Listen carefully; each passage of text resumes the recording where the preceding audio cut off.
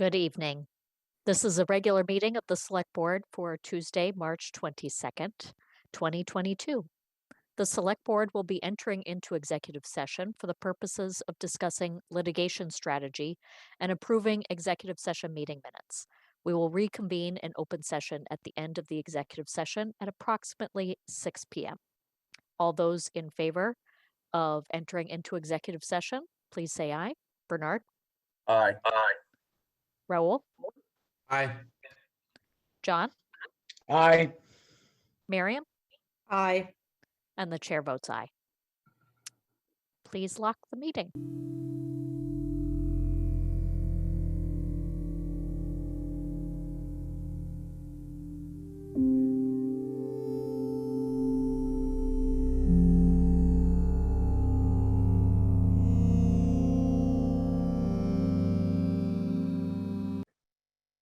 Good evening and welcome back to the regular Select Board meeting on Tuesday, March 22nd. We have a few announcements and updates. First, I want to alert those that are familiar with tonight's agenda that in the miscellaneous, 6C and 6D will be postponed until March 29th. And I believe Mel Kleckner, our town administrator, has an announcement, and then I will call on the Select Board members who have their hands raised. Thank you, Madam Chair. I'm following up on my last week's announcement on the police chief process. Today, I have finalized my decision to recommend the appointment of Mr. Ashley Gonzalez as Brookline's next chief of police. Mr. Gonzalez has an outstanding career in law enforcement, having served in the Norwalk, Connecticut Police Department for 30 years, concluding his service there as deputy chief of the department. For the last 4 years, Mr. Gonzalez has led the Austin, Texas Independent School District's Police Department as chief of police. This was a difficult decision given the high quality of candidates under consideration, both internal and external. However, after an intensive process, I have determined that Ashley Gonzalez is the most qualified candidate and has the right mix of experience, leadership, and personal characteristics to lead the Brookline Police Department at this time. After conferring with the chair, we have decided to schedule the board's vote on this appointment on Tuesday evening, April 5th, which is the next regularly scheduled meeting that a full board will be present. Meanwhile, Mr. Gonzalez is eager to meet you and other people in Brookline and answer any questions you may have. Thank you. Great, thank you for that update, Mel. Miriam? Sorry. So this is going to be my weekly announcement to remind everybody that the ARPA subcommittee to discuss the proposals for ARPA funding meets every Friday at 2 p.m. This is a public meeting. They are recorded. Please come and join us. And we are preparing for a joint select board ARPA subcommittee public hearing on Monday, April 14th at 7 p.m. And we want to hear from you. Everyone will have 90 seconds. And I'm hoping Devin will lend her beautiful voice saying, your time is almost up, stop talking. Because she'll be much nicer about it than I will. Anyways, please join us for the public hearing. And if you cannot join us for the public hearing, we'll be happy to take your comments by email to arpareview@brooklinemass.gov. Thank you very much. What's the date on that again? Monday? Oh, did I get the April- wrong date? I think it's 11th. I only know that Oh, because sorry. the 14th, Yes, Monday, April 11th. Monday, April 11th. the 14th Thank is you my for catching birthday. that. Oh, happy birthday. And that would be a Thursday, so that would not make any sense. So Monday, April 11th, not Heather's birthday. Yeah, Bernard. Yeah, thank you, Heather. So I learned yesterday of an important grant that was announced for the Brookline Police Department. This grant would help support a program to be held at the Public Safety Building's community room, and that was requested by parents of middle school students. It will focus. Is this an ARPA grant, Bernard, that you're No, it's talking? not. No. I'll get. Sorry. It's not an ARPA grant. The program will focus on healthy dating, cyber safety, and related risks that students face. And this is where it comes from. Because the discussion will include breakup violence. The Lauren Dunn Astley Foundation announced a $2,000 grant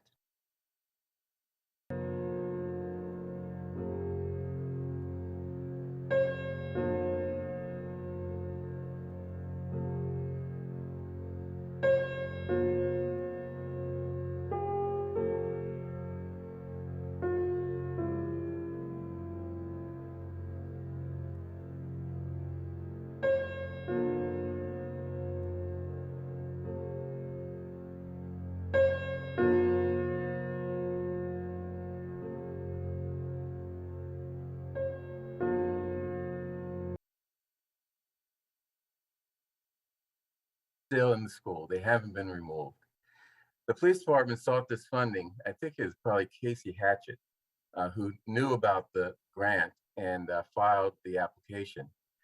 They're offering this program at the Public Safety Building, and it was announced on social media and in the school superintendent's newsletter, and was quickly booked up, and there's even a waiting list. So I'd like to thank the police department for stepping up and providing this critically important programming. Domestic violence as well as these other risks are something that are really destroying the lives of many of our students, and we need to provide whatever protection and guidance we can to stop it. Thank you. Thank you. John? Yeah, two quick announcements, and Bernard just reminded me of one of them. The one that he reminded me of has to do with the Brookline Police Department and a program called Community Emergency Response Teams. And that's otherwise known as CERT, C-E-R-T. And anyone who has been in the crowds on Marathon Day or for other events would be familiar with what the CERT volunteers do. There's hundreds of them from Brookline. It's a terrific program.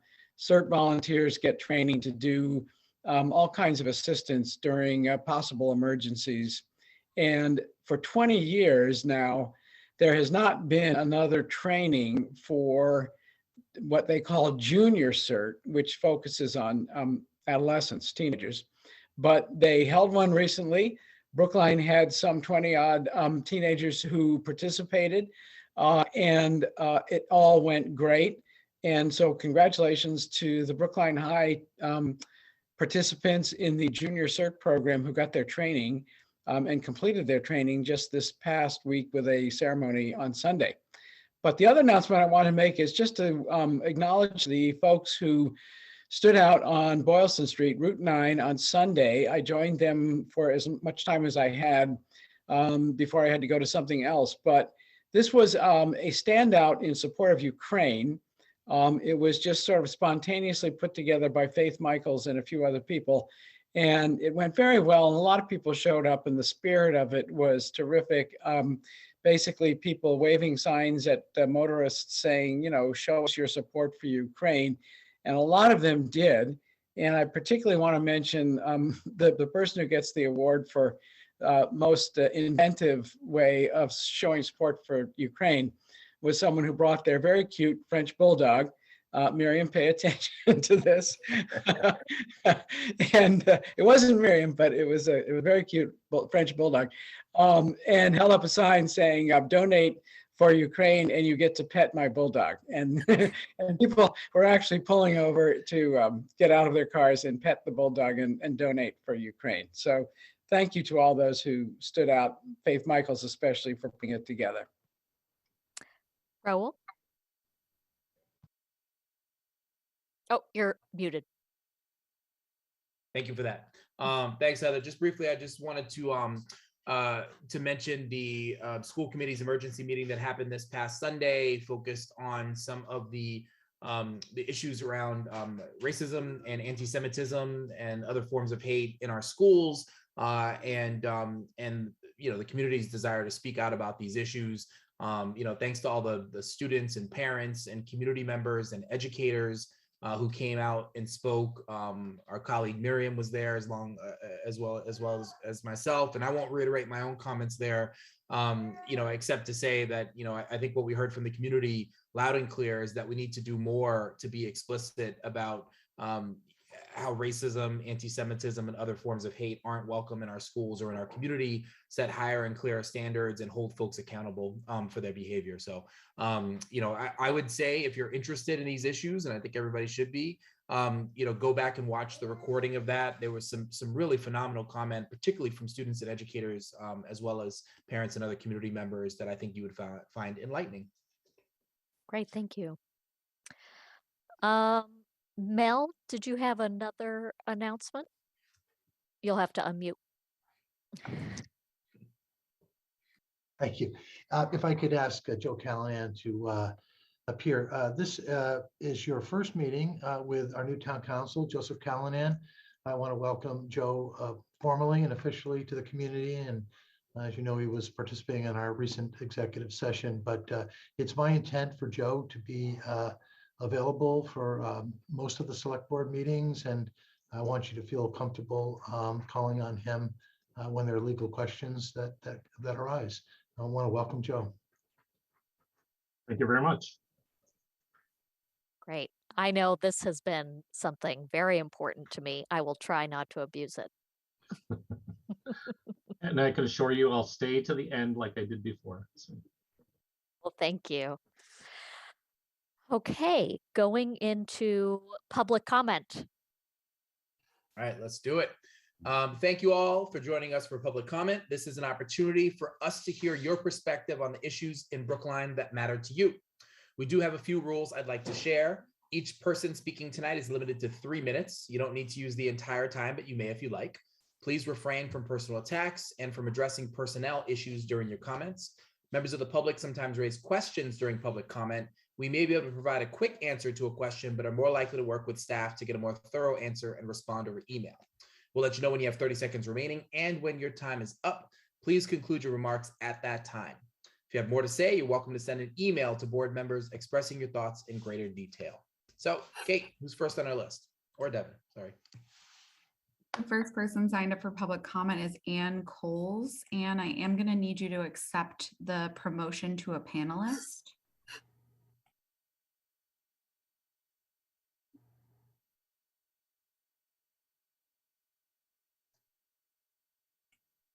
Now that you've been promoted, you can unmute and share your video if you're comfortable, and your 3 minutes will begin.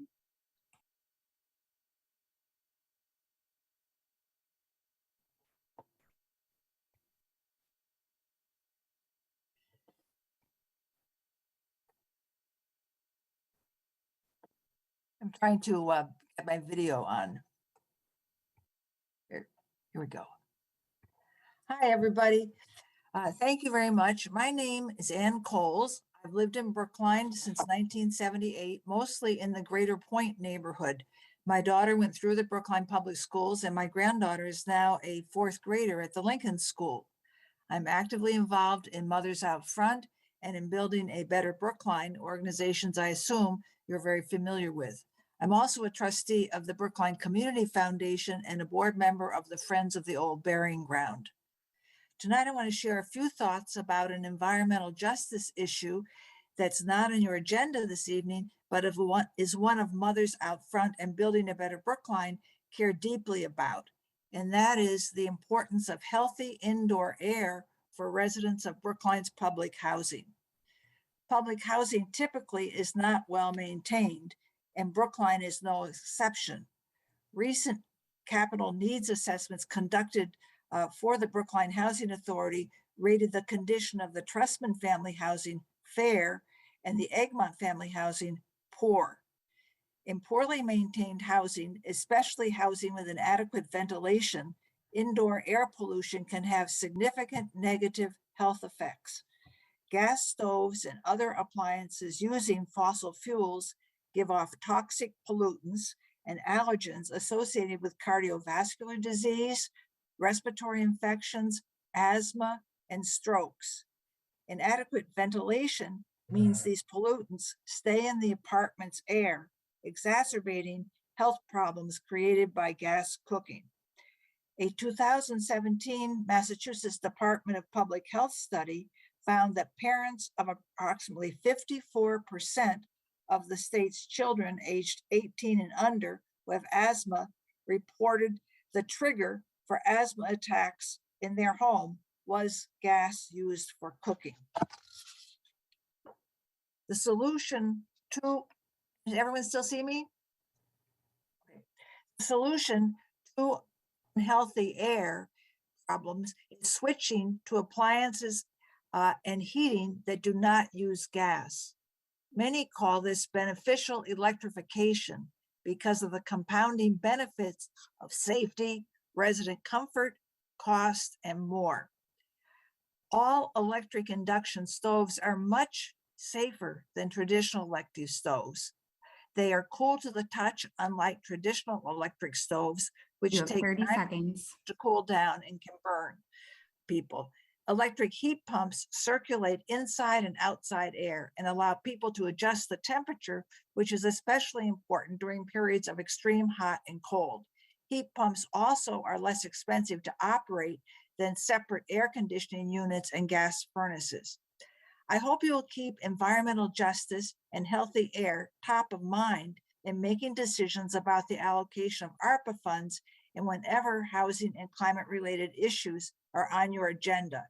Everyone who resides in Brookline deserves to live in a place with healthy air. Thanks very much for the time, and it's been a pleasure to be with you. The next person signed up for public comment is Linda Roseman. You've been promoted to a panelist. You can unmute and share your video. Your time will begin. Thanks, Devin. Good evening, everyone. I'm Linda Roseman, Town Meeting Member, Precinct 14, and Chair of the Police Commissioners Advisory Committee. I'm here to make an announcement. This coming Monday night, March the 28th, the PCAC will hold a public hearing on the Brookline Police Department's annual report. It will be at 7:00 p.m. on Zoom. Our registration link and agenda are on our website. The public is invited and encouraged to attend, to ask questions and comment. It will also be broadcast live on Big TV, and it will be recorded, as are all of our meetings. That's all I have. Thank you. The next person signed up for public comment is Jeanette Fairbours. You've been promoted to a panelist. You can unmute and share your video, and your 3 minutes will begin. Hi, I'm another Mothers Out Front volunteer talking about gas also. My name is Jeanette Fairbours. I live on Woodcliff Road, and I've actually spoken to the select board about gas before. I became involved with Mothers Out Front because the smell of gas as I walk around my neighborhood. And when I run into neighbors on my walk and say, do you smell gas? They just start to list off all the leaks they know about. Oh, the one on Independence Drive, the one on South Street, the one on Beverly Road. So when I first got involved in this issue, really wanting to get rid of methane leaks to combat global warming, I thought this will be easy. There isn't any lobby that's in favor of gas leaks, and we have the technology to patch the pipes.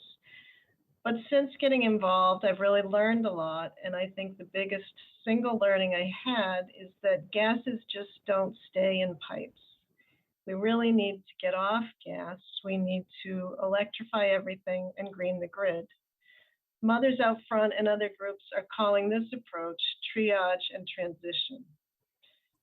The triage part is about repairing the gas leaks, and we still really need to do that. 7% of the gas leaks emit 50% of the lost methane, and Brookline has many significant environmental impact leaks. These SEIs are not going to explode, but they're leaking large amounts of methane, and they've been doing it for years. Eversource has been making good progress in their districts to repair these SEIs, but National Grid has not been making good progress. I really want the select board to meet with our National Grid representative, John Barkas, and find out what's the specific schedule to repair Brookline's SEIs and how can we track those repairs. We really need a commitment from National Grid so that Brookline can triage and transition. Thank you. At this time, there are 17 attendees, and no one is using the hand raise or Q&A feature to indicate they'd like to make a comment. Back to you, Heather. Great, thank you. Moving into miscellaneous, let's do the meeting minutes separately from March 15th. Any changes, edits? Seeing none, I will move. Oh, Bernard? Yeah, I gave Kate some changes, not substantive, yeah, but mainly grammatical. So Great, thank you for making us aware. All those in favor of approving the meeting minutes from March 15th, 2022 with the non-substantive changes that Bernard made. Bernard? aye. Raul? Substantive. Aye. Thank you. John, Aye. Miriam, Aye. and the chair votes aye. And Nori votes aye. The rest of the miscellaneous agenda I will read, and then let me know if you have any questions or objections, but then we will move it as a consent agenda if there are no objections. Moving the appointment of Janet Fearman to replace Karen Breslowski as the Building Commission representative to the Pierce School Construction Manager at Risk Pre-Qualification Committee. Approving the following appropriation transfer request within the Public Health and Human Services budget in the total amount of $8,200, $2,000 from professional technical to dues memberships, $2,000 from professional technical to education training conferences, $1,200 from professional technical to education training conferences, $1,750 from medical hospital supplies to office supplies, and $3,250 from professional technical to office supplies. Approving the authorization to hire a request for the assistant town administrator in the town administrator's office. This is a backfill. And finally, approving the authorization to hire a request for a senior office assistant in the administrative division of the Department of Public Works. All those in favor, please vote aye. Bernard? Aye. Raul? Aye. John? Aye. Miriam? Aye. And the chair votes aye. Next is the Oak Street condo sale, our final one in a series of 3. I see Jonathan Simpson, but Mel has his hand up. I was just going to say, I think it's the second of the 3, not the last, but Jonathan can clarify that. Is this the second or the third? It is the third. 7. We did 15 last week, and we've already sold 19, and this is 17. This is the You're way third of ahead of 3. me. You're way ahead of me. Thank you. Don't play poker with me, Mel. You'll Aye. lose. Better go, John. But yes, so this is as we have done in the previous 2. This item is intended to have you guys vote to execute the purchase and sale for the 17 the condominium known as 17 Oak Street, and then delegate to me the authority necessary to sign all the remaining documents. The purchase and sale a draft was submitted in your packets. There is one change.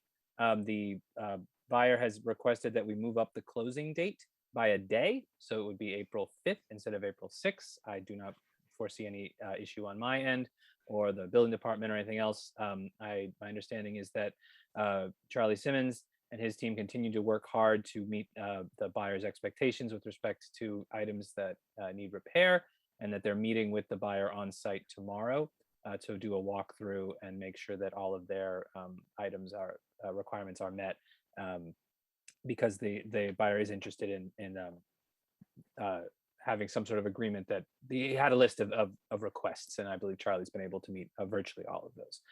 So yeah, so that's the item, and I'm happy to answer any questions that you have. My only question, and maybe this is because I've never actually personally been through a closing, you can actually kind of pick the date. I thought all that was dictated by the bank. It is, but it is mostly dictated by the bank in terms of how you kind of work. You're working on when your rate is no longer going to be locked and you can't get the rolling on turn. That sort of puts that's the longest you can go, and then otherwise it's how early you can go is actually the more constrained part, because the bank needs a certain amount of time wants to do this 7 days before the closing and this 14 days before the closing and all of that. So if they're saying they want to do it a day ahead of time, I'm assuming that means their bank is cool with it. So I'm fine with it. Excellent. Okay. Any questions for town council on the last of the 3? Raul?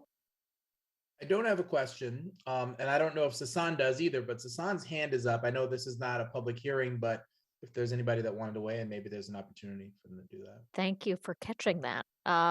This isn't a public hearing, but I'm interested to hear what Sasan has to say. Okay. Well, Sasan, if you change your mind, please let us know. Or use the Q&A. Any other comments? This is our third time around on this, so I think it's pretty perfunctory at this point.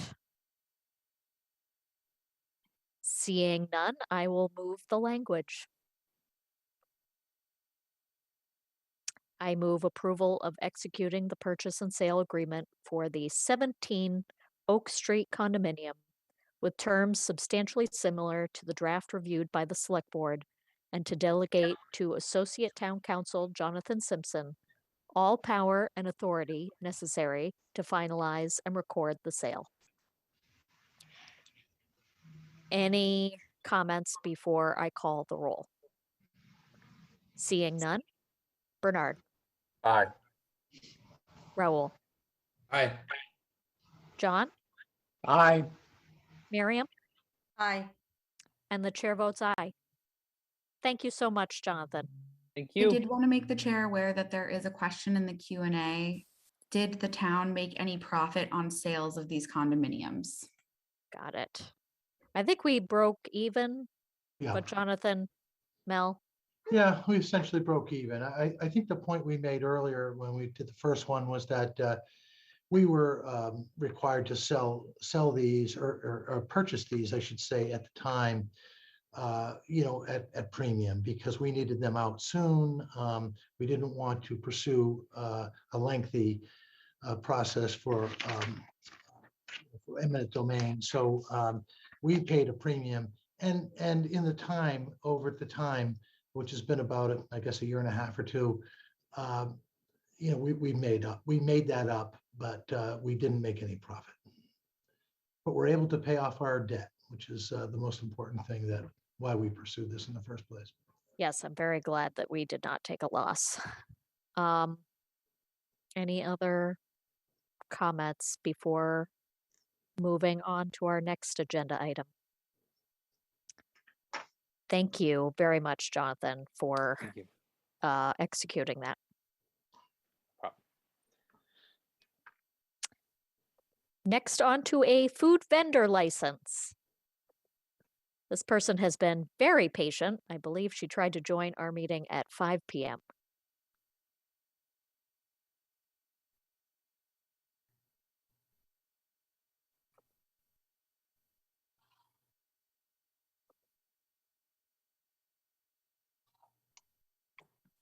Good evening. Hi, good evening. Good evening.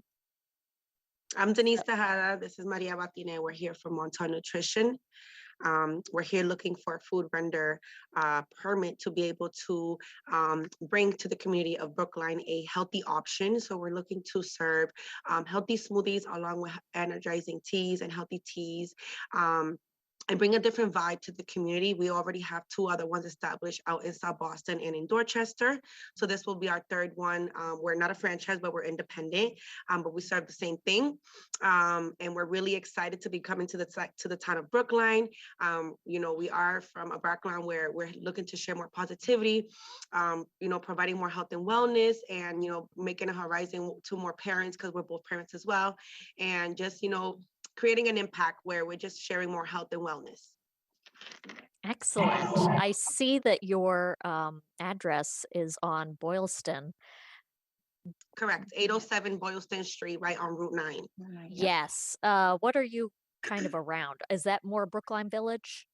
Not sure. We're still getting very familiar with the area, but we're right across the street from the clinic, from the hospital, I believe, if I'm not mistaken. Okay, excellent. Yeah. To the fire department. Right next to the fire department as well. Got it. Yeah, so right at the light, we're right before them. Okay, excellent. Thank you. Any questions from select board members? This is a pretty straightforward license. Just curious, Miriam. curious if you have parking, because So no, so parking is a little bit tricky. We do have like in front of the store, we will have like, some type of like maybe like 2-hour limits.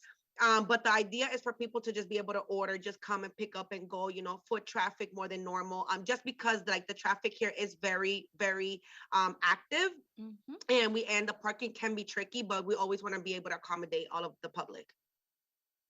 I'm just thinking about my first visit. Yeah, no, we'll make sure to Yeah, but accommodate we will that. have a space, we have a parking available, like 2-hour limits, and it's very, always empty, it's not like Packed, correct. packed. Maybe this is a time to use one of your sons or daughters, Miriam. As if, Heather. As Yeah. if. Bernard first and Yeah. then John. I'd like to know where it is. At first, I thought it was right down the street from where I live at the fire station in Brookline Village, but it sounds like it's out near Chestnut Hill. Correct. Correct. We're yeah. right near Chestnut Hill. Oh, So I it's can 807 drive there. Boylston Street off, so we're considered Chestnut Hill, not Brookline, but we're right on the Route 9. So we're still getting very familiar with the Brookline area. So I'm not sure Well, I where can the Brookline walk. is. As am Yeah. I, frankly. Yes, correct. Yeah. Forget parking, I can walk there. Yeah, also you're near us. Perfect, even nice. better. Excellent. John. Yeah, so this is at the end, sort of at the end of Reservoir Road, where it intersects with, Boylston Street, Route 9. And yes, it's the neighborhood, it's a neighborhood joint for me and Miriam. And so Awesome. That's good. wouldn't So I'm glad to know that you Brookline guys are be familiar with where fascinated we to see me located. and Miriam sipping our smoothies? Yes, I can't wait. You guys Hey. are gonna love it. We're gonna have so many amazing healthy options for you guys. We're gonna have an amazing menu for you guys to choose from as well. So we're Yeah. excited. Just be sure to tell your customers not to park on the driveway of the fire station. Correct. No, Yes. no, they can't Yeah, drive. they Yeah. can do that. They could get a real ticket for that one. Correct. Okay. Raul. Hey, thanks, Heather. Hey, y'all. I just want to say I love the energy that you're bringing right now. It's amazing. New business in town. Let us know how we can be helpful in making y'all successful as possible. And if we can make introductions to folks, we've got a small business development committee that you might want to tap into. Yes. There's a robust chamber of commerce here in Brookline. Like whatever you need, please do reach out and me personally or the board. And That'll be love perfect. to help you Thank out. you so much. Yeah, we would definitely want to network more within the Brookline committee. We're still very new to the area. I love to be able to show our faces more. So anything you guys want to recommend us to, any small businesses that can support us, we'll definitely be able to be part of it. So I Sounds great. appreciate that. Thank you for that You extent. got it. Excellent. You should also be aware of Brookline Day. We've had to cancel it the past 2 years to be in person, but this year I've heard that it's supposed to be in Coolidge Corner. What's that, But if you don't mind me It asking? it's basically a day where we celebrate Brookline and Nice. have kind of a nice little party. It used to be in Lars Anderson Park, and we would have food vendors and tables of all kinds of organizations from around town and some like blow up things for the kids to jump around. I seem to recall getting stuck in some sort of hamster wheel while I was trying to play like human soccer. I don't know. I still have some nightmares about it. But it was fun. That's awesome. So yes, do get in touch with Yes. Raul about the Small Business Development Committee and find out more about Brookline Day. Yes. And do you guys have a newsletter by any chance, like that goes out to like your residents, where we might be able to put some type of information about when we open up our grand opening, if that's possible, if everything goes, according to plan? Boy, that would be so great if we had something like that. Oh. A suggestion is to contact SUFA. You know those signs that are kind of around Coolidge Corner? They're in other places. They're like these little stand-up kiosks.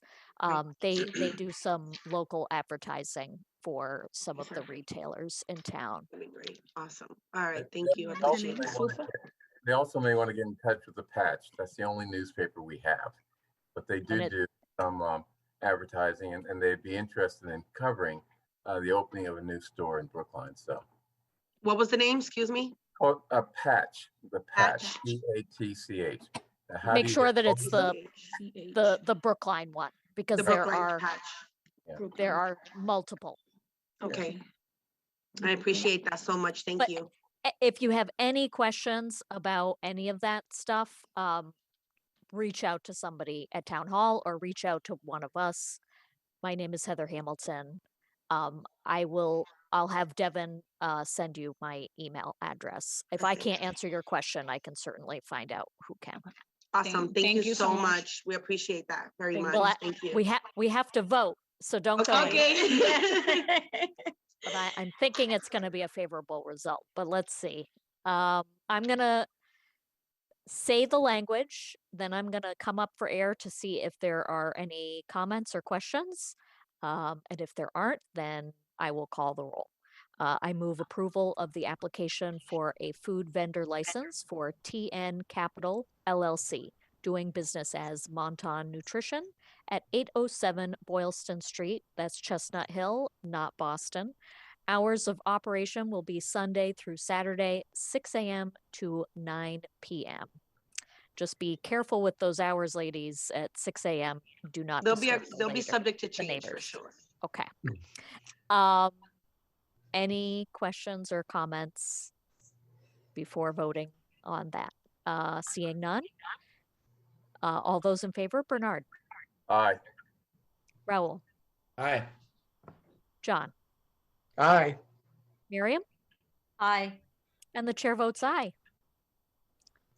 Excellent. Stay on for a little bit so that oh, okay. Devin just reminded me that you have Tiffany's contact information. She's actually better than I am. So you're in good hands. Okay. Thank you guys so much. Good evening. Okay, now for the Hemlock Grill at our municipal golf course. I see Justin Lawson. Are you joined by anyone from Hemlock Grill? Chris Yordi, I believe, is on the call. Great. Yes, he is. So this is a seasonal license. Do you want to give us kind of the rundown, make us feel good about voting for your license? Yeah, so we are the new seasonal license at Brookline Golf Course. Yes, I'll be right there. Sorry. Solo We're used tonight, to it. the 4-year-old. But we're excited. We signed a new contract this year to be here for the long run. So this is now for us, like we're looking forward to a normal year, sort of a full year minus June, I guess, with the US Open. But for us, that'll we think really energize the town with golf and the greater Boston area. I think somebody wants to be on camera. It was because YouTube went to a little advertisement there. So there we go. Sorry. So anyway, we're excited. We're excited for the US Open to be here. Excited to get see what a March, April, and May look like around here, which we didn't get to see last year, and then take our time in June to re-energize for July. So we're excited. Great, thank you. Raul? Thanks, Heather. Also say my daughter's almost 1 and I'm thinking about investing in that YouTube that doesn't have commercials, because hitting that skip button every 2 minutes is crazy. Yeah, I know. Believe me. I wanted to ask, it would seem like the US Open coming to town this summer is an opportunity, certainly for you all and for us to highlight our own municipal golf course and all the other things that we've got going on.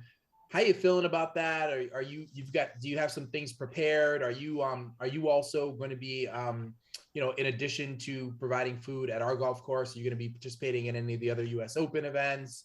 Just curious to hear what you got going on. So I think we're excited mainly because what the buzz that the US Open will create around golf, just in the local area beyond golfers in general. Obviously, if you live in Chestnut Hill, you will know something is happening.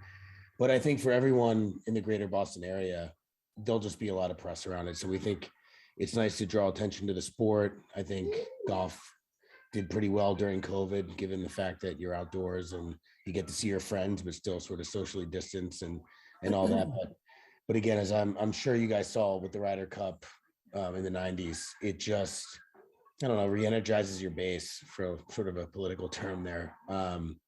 So we are excited for that. It'll be good for us again just to be open a little while before we get that hiatus and then hit the ground running in July. But, you know, our participation in the US Open is really support, right? It's just providing our space and if, you know, we'll be there if anyone needs anything from us. But, you know, we're just trying to be adaptable, I guess. And that's our participation for the most part, is to say, we're okay with all this. You know, it's a weird environment for sure. If, you know, for a restaurant to kind of open and then shut down and then open again. So, but we're just trying to be supportive in the fact that we're adaptable. Maybe I could just, if I could, I'm Mel Kleckner. First of all, I want to welcome Chris. Chris has done a marvelous job with his new restaurant. Very pleased. The golf course, the town's golf course, will be closed for most of the month of June because of the support that it provides for the U.S. Open. To be clear, the town will get reimbursed for all of its expenses and lost revenue during that period of time. The clubhouse in particular will be used as a public safety command post for all the local, state, and federal agencies. And so there'll be a lot of people there, and I sure hope Chris can take advantage. There'll be a lot of hungry people there too. So we'll talk about that. Great. John? I just wanted to thank Chris and Justin as well. I know that people watching might, looking at this select board, might say to themselves, they don't look like a very likely golfing group, but we are. We had the pleasure of visiting the driving range and visiting the grill. And I am not surprised at all that that both the golf course and the grill have increased in popularity with each passing month as we emerge from COVID. And if you haven't visited it, folks, it's a wonderful outing, and they're doing a great job. So thank you to both of them. That was Thank actually you. one of my favorite memories being on the board, was when Justin invited us to, I guess, our team building. Yes, it was great. It's what we do every day. So it's wonderful to do it for you as well. We're happy to host. Bernard? Hey, I'm one of the board members who loves golf and have for many, many years. I'm not very good. I'm just good enough not to embarrass myself totally. But it's a great game, great exercise, etc. Hey, the question I have is, the town is being reimbursed for its losses during the time that the golf course is closed. Are you being reimbursed in any way for the losses you're going to suffer as a result of the golf course being shut down? Just curious. Yes. Yeah. So my answer before was not trying to be roundabout, but yes, we are closed during the time when the USGA occupies our space. So there's not opportunity right now to, you know, service those guys in a certain way. I'm sure someone else can elaborate, but we are closed, but you know, we're going to use that time wisely, but we are reimbursed financially. Yes. Right. Is that based on, I mean, it's not based on last year's revenue though. What do you base it on? I think that Justin might be able to answer that one a little more accurately. Yes, I'm curious. Maybe you want to not say. But. Yeah, I don't want to get too far into it, as Mel Great said, question. but we are going to reimburse them for their lost revenue. And everything that's happened in the last 2 years is, you know, abnormal in the financial history of the golf course. So it's still an ongoing negotiation with the USGA, but they are protected, at least what they did in 2021, if not more. Yeah. Okay. John, your hand is still up. Is that on purpose? No. Okay. Any other questions or comments before I move the temporary license or the seasonal license? I'm sorry. Seeing none, I will move approval of renewing the seasonal all alcohol license for Gamehenge Golf LLC, doing business as Hemlock Grill at 1281 West Roxbury Parkway. All those in favor? Bernard, Aye. Raul, Aye. John, Aye. Miriam, Aye. and the chair votes aye. Thank you so much. Thank you. Thanks, everyone. Always good to chat. Yep. Okay, next we have diversity and hiring update with evening, Ann everyone. Braga. Hi, Ann. Just a And follow Lloyd up from Gelano. last week. All of the select board members received an announcement to wherever they get their stipend for their Calm app subscription. So if you haven't found it, please let us know. Great, thank you. And I will share my screen.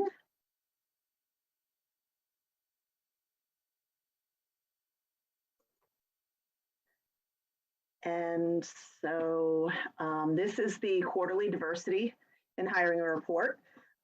We have been very busy in the last quarter. Folks have been looking to fill positions and be able to do that. And my slideshow, here we go. So myself and Lloyd Gelano, who's the Chief Diversity Officer, present this report quarterly at the request of the Select Board. And so what I have for you is full-time hires between December of 2021 and March 15th of this year, so hot off the presses. We've hired 33 new hires across 10 departments, including 12 females and 21 males. That includes the fire class and the police class that is currently going through the academies. We hired 5 mid-managers, including Department of Public Works, Environmental Health and Safety position, 2 in the Health Department, epidemiologists, an IT person, and library assistant to the library director. We hired 1 E911 operator, and we also hired some EEC teachers, an aquatic supervisor, and as I said before, the health epidemiologists. The Clear Company applicants, still looking at male, female, not specified, still being sort of a third, and a third, more or less, with the largest percentage being not specified because they are not required to submit their gender or race. Hey, Ann. Yes. Is there like a correlation about whether or not women are more likely to respond to this question than men? It would be interesting to see if there's kind of a gender bias. I don't know. It would be hard to tell that if I don't have a gender to know whether there's a bias. We'd have to look at their application to see if they did not specify during the applicant process, but then when they were hired, you know, obviously we have to fill that in. We'd have to look at that. It may depend on the job they're applying for, based on sectors. And then race, you'll see 34% unspecified, as well as an additional 6%, an additional 6% that refuse to identify. So that's 40% of the total applicants not identifying their race. And this is just in the applicant process before they've been interviewed or whatever else, just as they're submitting their information. So the new hire backgrounds, this is a new slide for you. This is by race and by employee group.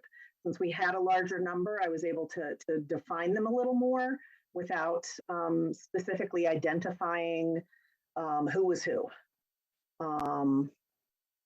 So we have 60% white, 9% Asian American, 18% Black, 9% Latinx, and 1 other, or 3% other, 1 person. But and then by employee group, 45% in AFSCME and Teamsters, department head, MMTP, and engineers, was 18% or 6 employees. Fire is 10, 2 is for police. And so those are our categories there. Some of this information is not new, except for the updated data on the more than 30% quit the workforce since May of 2021. We have seen fewer or no applicants for many positions across departments and types of positions, particularly in trades and technology. We are continue to see people leave the workforce for different reasons. We did see people in the last quarter choosing to come back to the town of Brookline in different roles. So we had a police officer become a firefighter. They left in between those 2 points.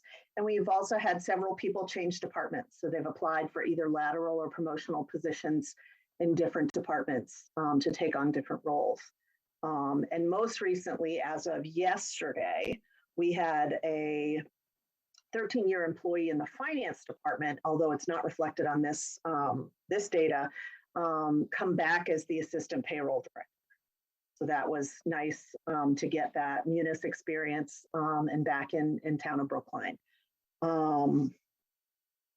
Continuation of applicants ghosting interviews and really having to repost and re-advertise 2 to 3 times or more to get a candidate, and the continuing focus of power shift.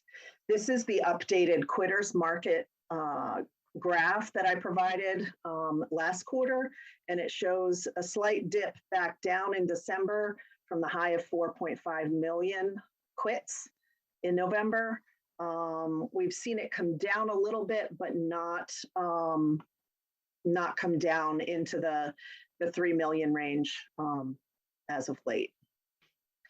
And continuing activities, one thing to note with this is looking at MMA has partnered with Mass Hire, which is part of the federal job bank system, to do some of their advertisements, so it will go to a wider audience. And we continue to work with colleges and universities, with recruiting firms for our applicant pools where needed. Obviously, the position for police chief was done through PERF.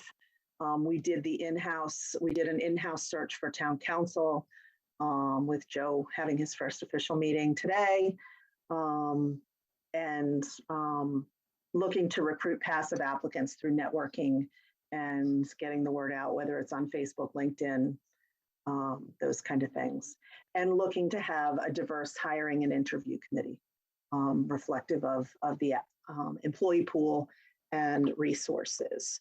And that's the end of my component of it. Lloyd is also on the meeting to provide his information as well. Right. I just, Ann covered a lot of stuff I was going to cover, but I do think that I want to put some emphasis on a couple of areas. Number one is the application demographics. We're doing a lot better than we were doing 6 or 7 years ago, when we really didn't have people actually making any classification of their racial background. It's getting better, but as you see, we are not getting the numbers that we think we need to get to make a determination of whether or not our outreach efforts are effective. So that's something that we have to figure out how to do better. I also want to drill down a little bit and just want to make note that this quarter, we didn't have any Blacks or Latinos hired in management level positions. However, we did have one Asian person in a management position that was hired, and the number of hires that were identified as white were hired into mid-management positions. Overall, with the hiring for this quarter, there are some benchmarks that were actually met. As you're aware that town meeting passed a law, a bylaw that says that we should be using the metro statistical area as our benchmark to look at our hiring practices. Of note, for Blacks and African Americans, we're actually exceeding the MSA and as well as the Brookline own data, census data. Asians were particularly interesting in that for MSA, we're actually meeting the benchmark, but for Brookline data, we're actually not meeting it. And the reason is that we have like 17.3% Asian population in Brookline compared to the MSA of 8.2%. Native Americans, we are not meeting the benchmark, neither with the Latino population here in Brookline. Excuse me, for Brookline we are, but for the MSA we're not. And then interesting for other, we are actually exceeding both the MSA and the Brookline data, and we don't know what other basically means. I think some of the things that we probably want to continue working on is actually making sure some of the benefits that we offer enticing to potential candidates. I still think we need to work a little bit more diligently on that, and actually start participating in more job fairs as COVID lifts and we have the opportunity to do so. Great. I see Raul's hand up.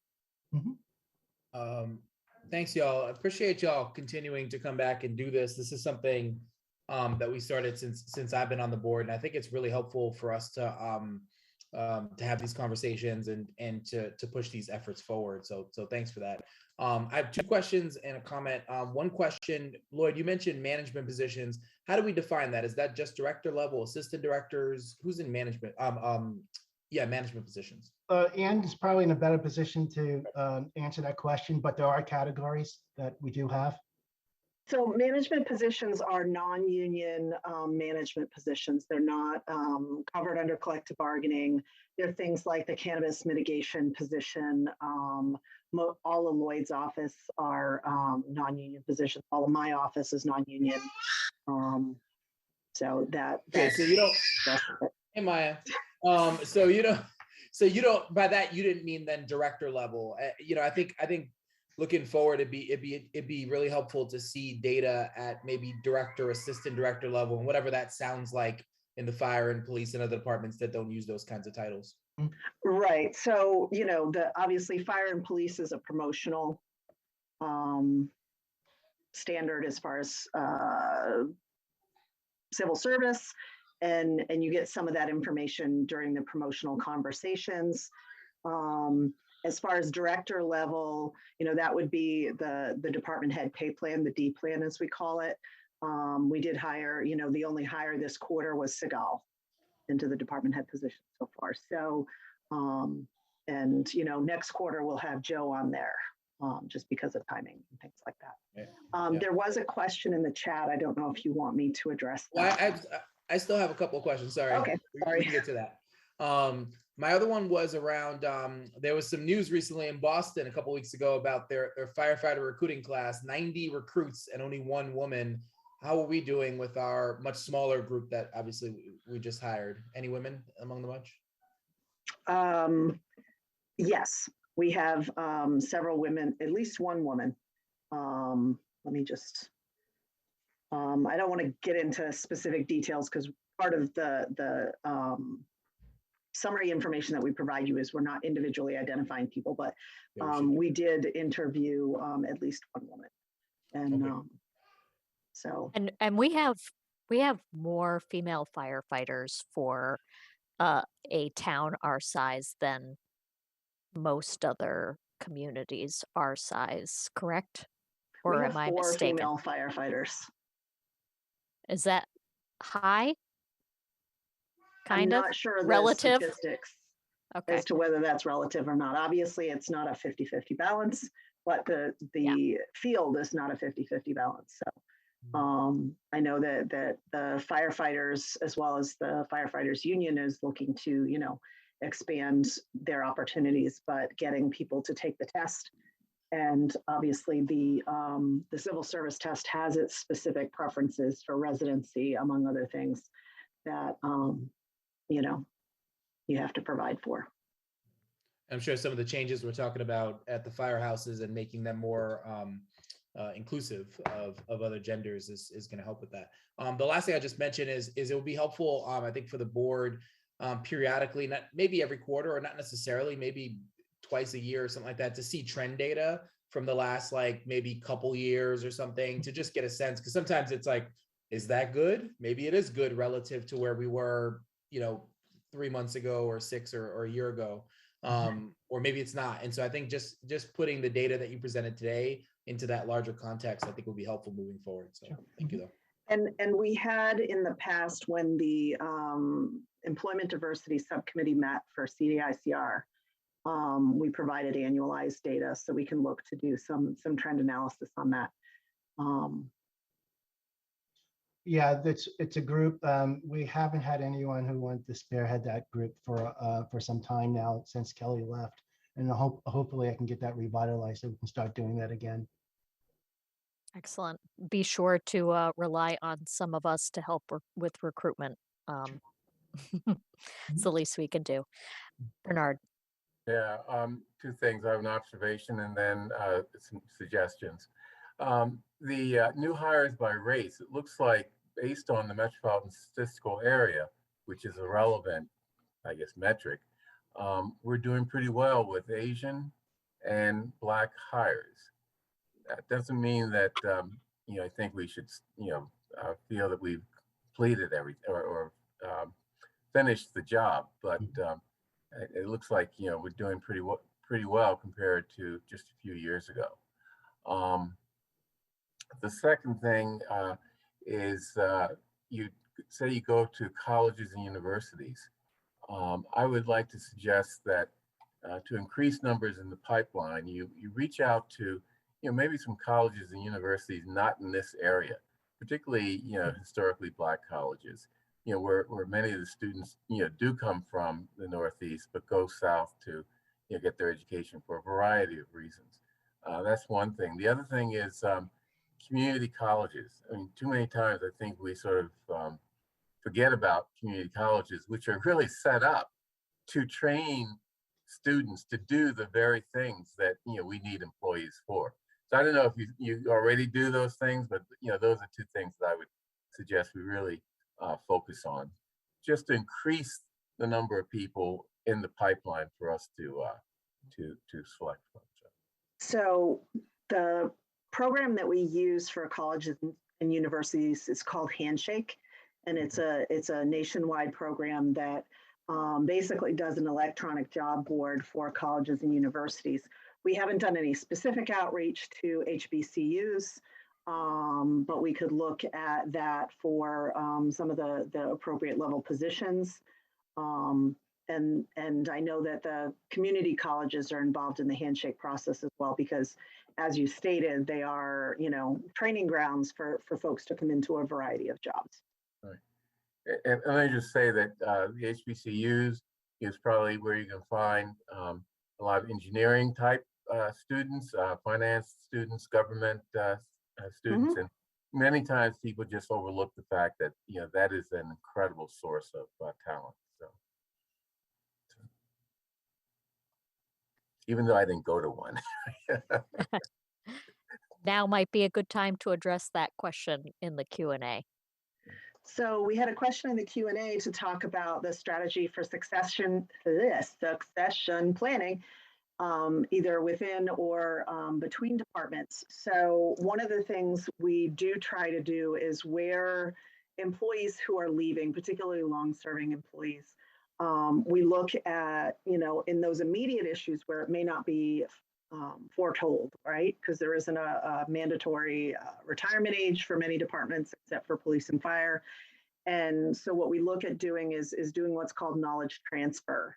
So part of that, an example would be in the town council's office to make sure that the information and the cases that are being handled, whether it was Jocelyn Murphy or Patty Correa when she does leave, is that information is handed over so that there's a clean and seamless transfer of responsibilities.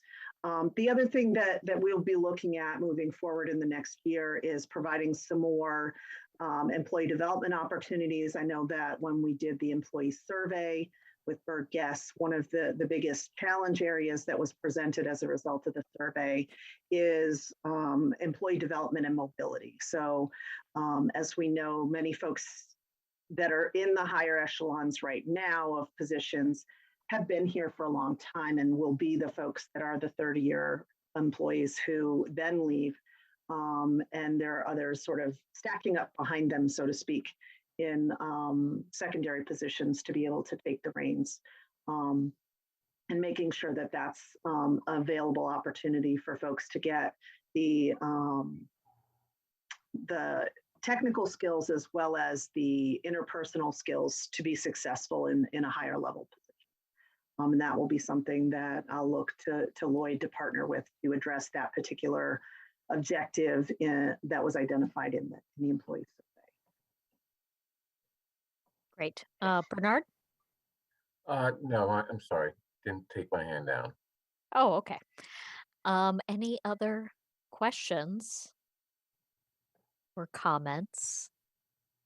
Thank you very much for this presentation. It was easy to follow and presented information that I know we're interested in and the public is interested in. You're welcome. Thank you for your time. Bye. Bye. Great. Now to departmental budget reviews. And I see our library director, Sarah Slyman.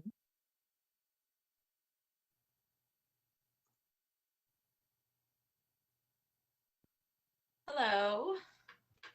Hello. How is everyone tonight? Very good. So I don't know if you know that we're doing things a little differently this year. Do you have a presentation or did you just kind of want to do a facilitated dialogue? I don't have a presentation. I did come prepared to answer the 3 questions that you had sent around. Excellent. Do you want me to start with that or? Yes, let's start there. So I think first I'd just like to say how appreciative I am that the library received a 2.9% overall budget increase this year. I know there are a lot of competing pressures on the 6th floor for money, and the constant sort of up in the airness of ARPA, I know made it difficult for Mel and Melissa and Justin to figure out how to dole out whatever there was.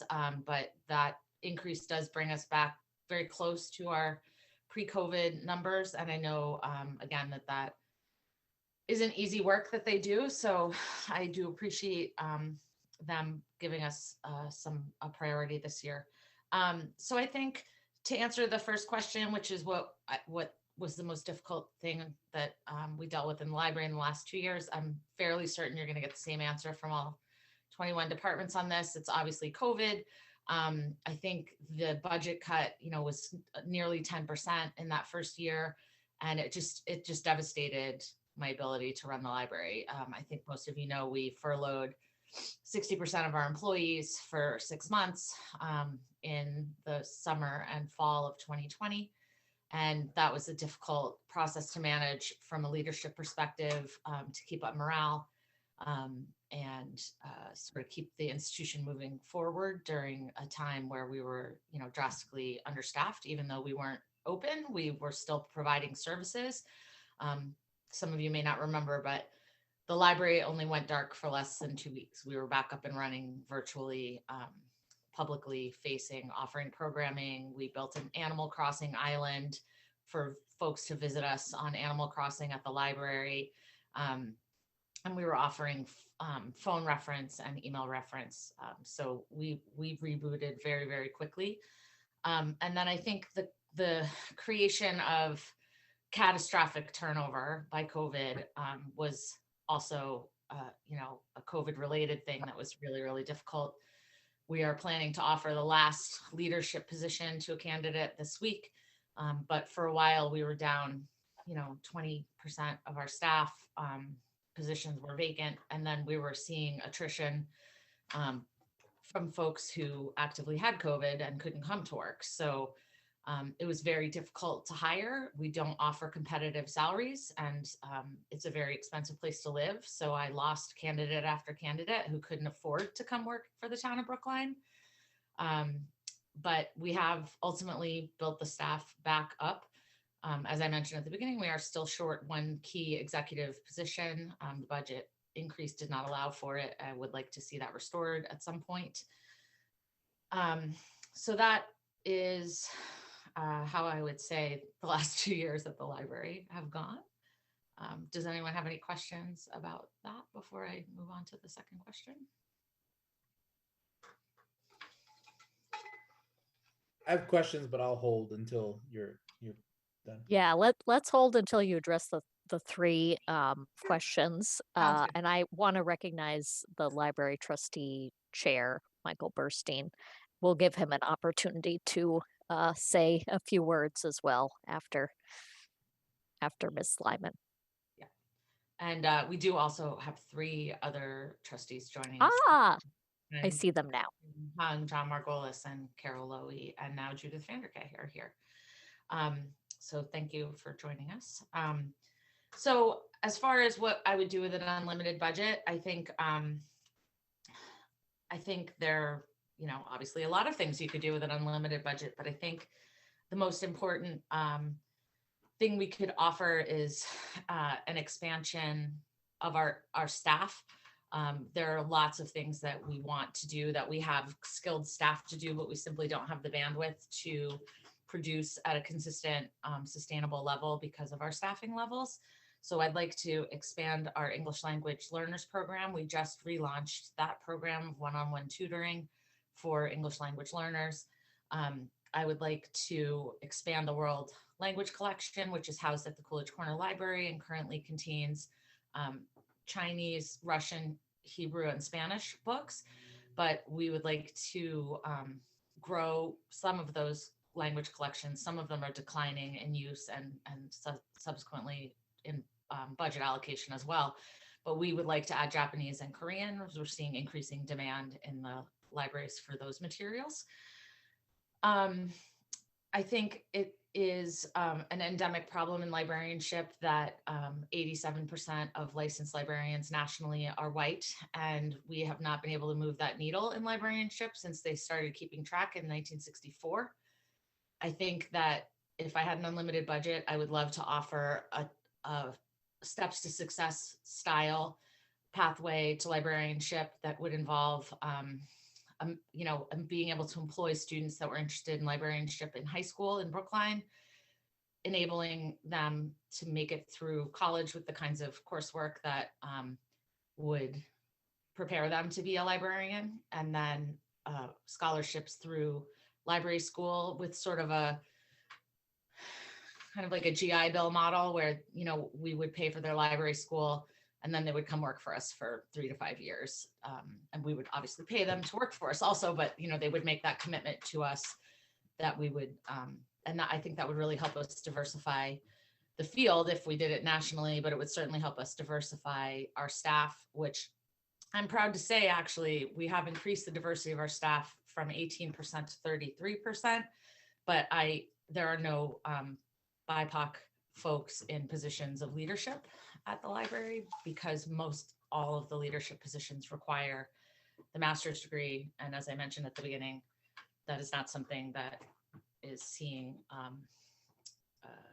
a significant portion of BIPOC folks getting the degree. So I would also love to have a fully funded outreach department that could coordinate programming and marketing to the community through having maybe a bookmobile, programs partnering with community agencies, and then something I'm actually actively working on, although I have no budget for it, is deploying library kiosks at Mbta stations, where I have created a partnership with the Boston Public Library,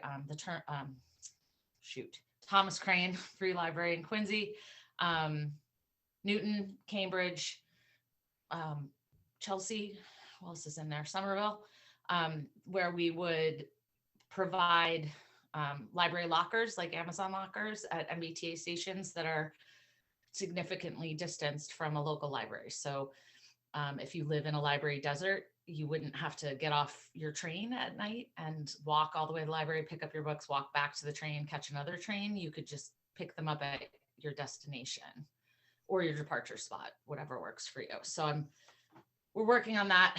We think that we might be able to get ARPA money that is not already town designated, like the big bucket of ARPA money at the federal level to do it. So we're proceeding with that. So those are some of the ways. Oh, and I would increase our professional development money for our staff. We have an exceptional staff at the library who are very energetic and dedicated and interested and always looking to continue to learn and grow so they can offer better services to the community. And I'd love to be able to, we have very generous opportunities now, but I'd love to be able to offer even more. And as far as the third question, it's really hard to say where the library is going to be in 5 years. I haven't known where the library was going to be in 5 minutes for the last 2 years. So I will say that in the last few months, we have written and completed our new strategic plan. Our current 5-year plan expires at the end of June, and we now have a new plan to deploy. We have stayed true to the mission and vision statements that we crafted in that last plan, and we'll continue to use the model of using the plan to have our mission and vision statement, our objectives and values, and then we'll continue to do annual action plans where we each year provide a slate of activities that the library will be developing and deploying for the community, and then completing and then moving on to the next year. So I think that, you know, the strategic plan will tell as the years step by what we need. Great. Thank you so much. Any questions from select board members? And then I will give Michael Burstein an opportunity to speak on behalf of the library trustees. Raul? Thanks, Heather. Thanks, Sarah, for the presentation, and I think it's really helpful to look at and think about sort of the big vision for the libraries. And I appreciate your attention to issues around something we just had a conversation about, diversity in hiring and those kinds of things. So thanks for that. I have a question. And I say this as a fan of the library. Our library is the Coolidge Corner Library, and we are there almost every day. Our family is there, and it's also where I did most of my dissertation. I was looking at the ARPA proposals in particular, and I was surprised to see. I was hoping that I would see something about a focus on doing more for unhoused populations and the libraries in particular are a place where people can just be and not have to buy a coffee, not have to be, feeling like they're going to get a shoot away from, a bench or wherever the heck in town or anything like that, which shouldn't be happening anyway, but where they can be, right? And spend some time, keep warm. I was particularly troubled, although I understand the reasons why when the library closed during those really cold days, and also we had the Omicron surge, and I was really worried about those people that had nowhere else to be. And I'm wondering what your thoughts are on right now, what the libraries are doing to support those folks, including some, not all, but some who have mental health challenges as well, other low-income people, and how you might be partnering with either the Brookline Center or other entities in the community to provide those supports and be a real leader here. And then what that might look like going forward as we make more investments into our already great libraries.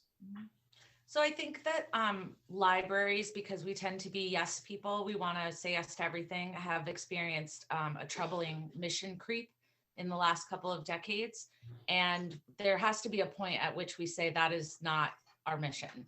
And frankly, I would be happy to allow the libraries to be used as warming centers on days where the staff couldn't make it in, perhaps in partnership with emergency services.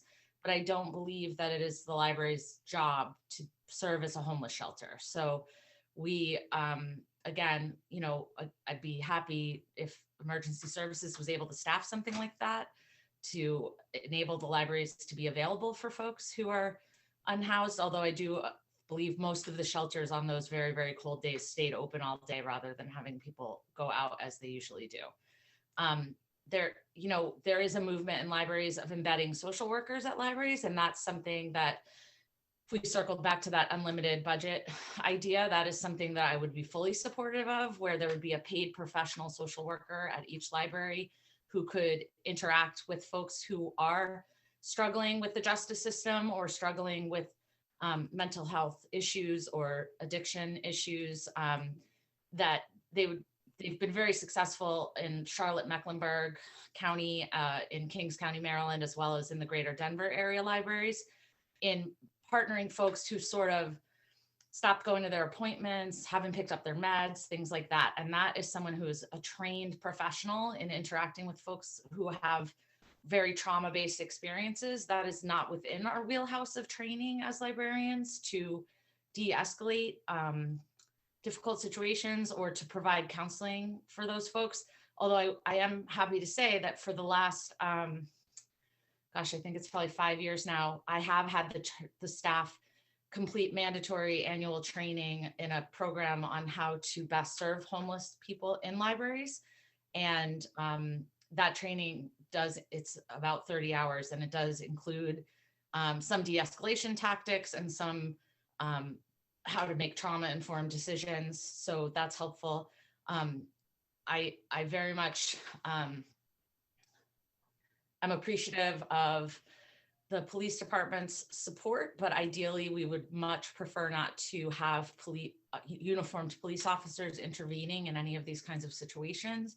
I think from a trauma-informed perspective, it is important that the town consider funding it's like a department of sort of social services where folks like that could be deployed in lieu of police officers who, in my experience, actually didn't sign up to be counselors for folks with mental health issues either. So I hope that sort of answers, I think, some of your question. It was a really long question. So if I missed anything, I can circle back.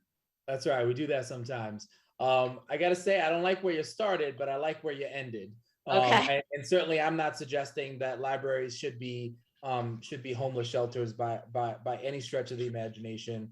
And I do agree that that we need folks who are trained to best support populations that need it. I appreciate the nod to the need for increasing social services and how we might be able to do that. I would love you all, though, moving forward, to be part of this conversation. I think you're an important part of this conversation. And frankly, whether or not folks go into the business of library sciences to do social work or not, they are in fact public spaces where anybody can be, regardless of whether or not they have a home or they don't, or they they're there because they need a place to be warm, or because they want to read a book, or just to sit down and as other folks have done, close their eyes for a bit or something like that. And I think we need to rethink that. And if there's a need for resources to match, this is why I started with the ARPA proposal. If there's a need for resources to match, well, I'd love to see those resources requested, but also more importantly, and I know Mel's got a plan and he's working on this, a more holistic approach to social services in town that doesn't rely on the libraries, but certainly that includes the libraries, I think is probably the right approach. So I do serve on the town's homelessness task force, along with DPW Commissioner Galentine and Rec Director Jackson and a host of other folks. I think Lloyd might be on there. I don't know if he's still here, but additionally, I think it's important to note that in the last 8 years, with the support of the Library Board of Trustees and the staff, we have looked very hard at our library policies with regards to making the library not only that open public space that you're talking about, that is not transactional, that is not a capitalistically oriented space, but we've also tried to make it more welcoming, because we had a lot of language in our policies around like not falling asleep and like not taking off your shoes and not eating and not drinking and like not washing in the sinks. And so do we want people doing their laundry in the bathroom at the library? Not really, but you know, at the same time, is it the end of the world if somebody rinses out their t-shirt? Probably not, you know? So we've removed a lot of that language and sort of made the policies more friendly as far as you really have to be interfering with the ability of the staff to do their work or the ability of other people to safely and effectively use the library. So I think that we've come a long way in that regard. And we do often see homeless people sleeping because you know what? They can sleep unmolested in the library and they can't do that on the street or on a park bench. So I am proud of the work we've done there. And I think there's a lot of work to be done to explore how best to support these services, which were gutted during the Reagan administration and just never restored. I appreciate that. Thank you. Sure, thank you. Miriam? Thank you. Thank you, Sarah. So talking about ARPA funding, you may or may not know, John and I are co-chairs on the ARPA subcommittee reviewing the proposals.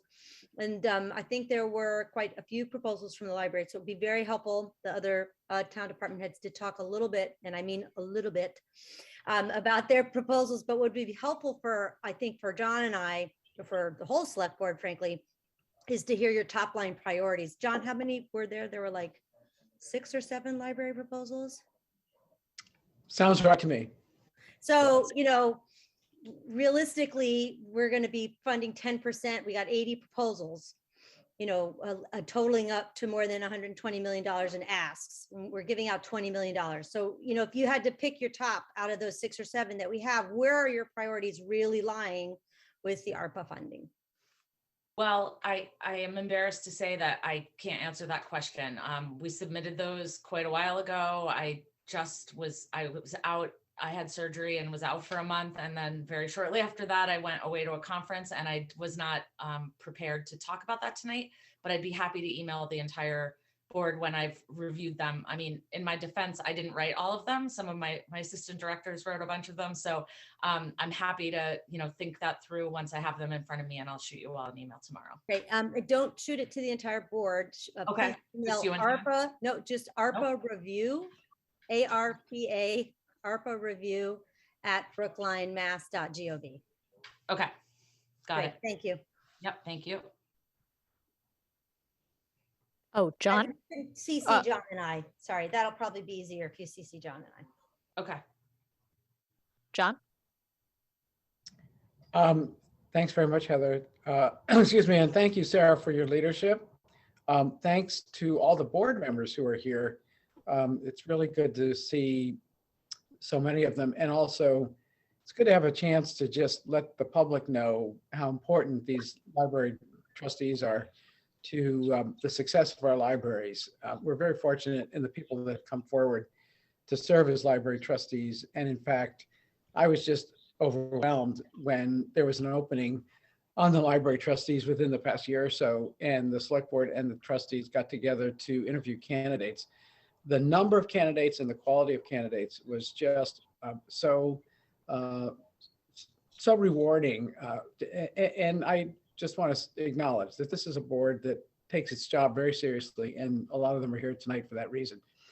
That being said, I just wonder if you're doing some planning for when the peer school project is going full steam. I'm sure it's going to have some impacts on the library, and I just want to know if you could say a few words about that. Sure.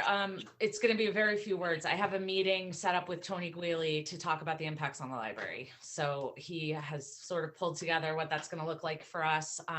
It's obviously going to have some noise impacts for us. It'll probably have some cleaning impacts for us.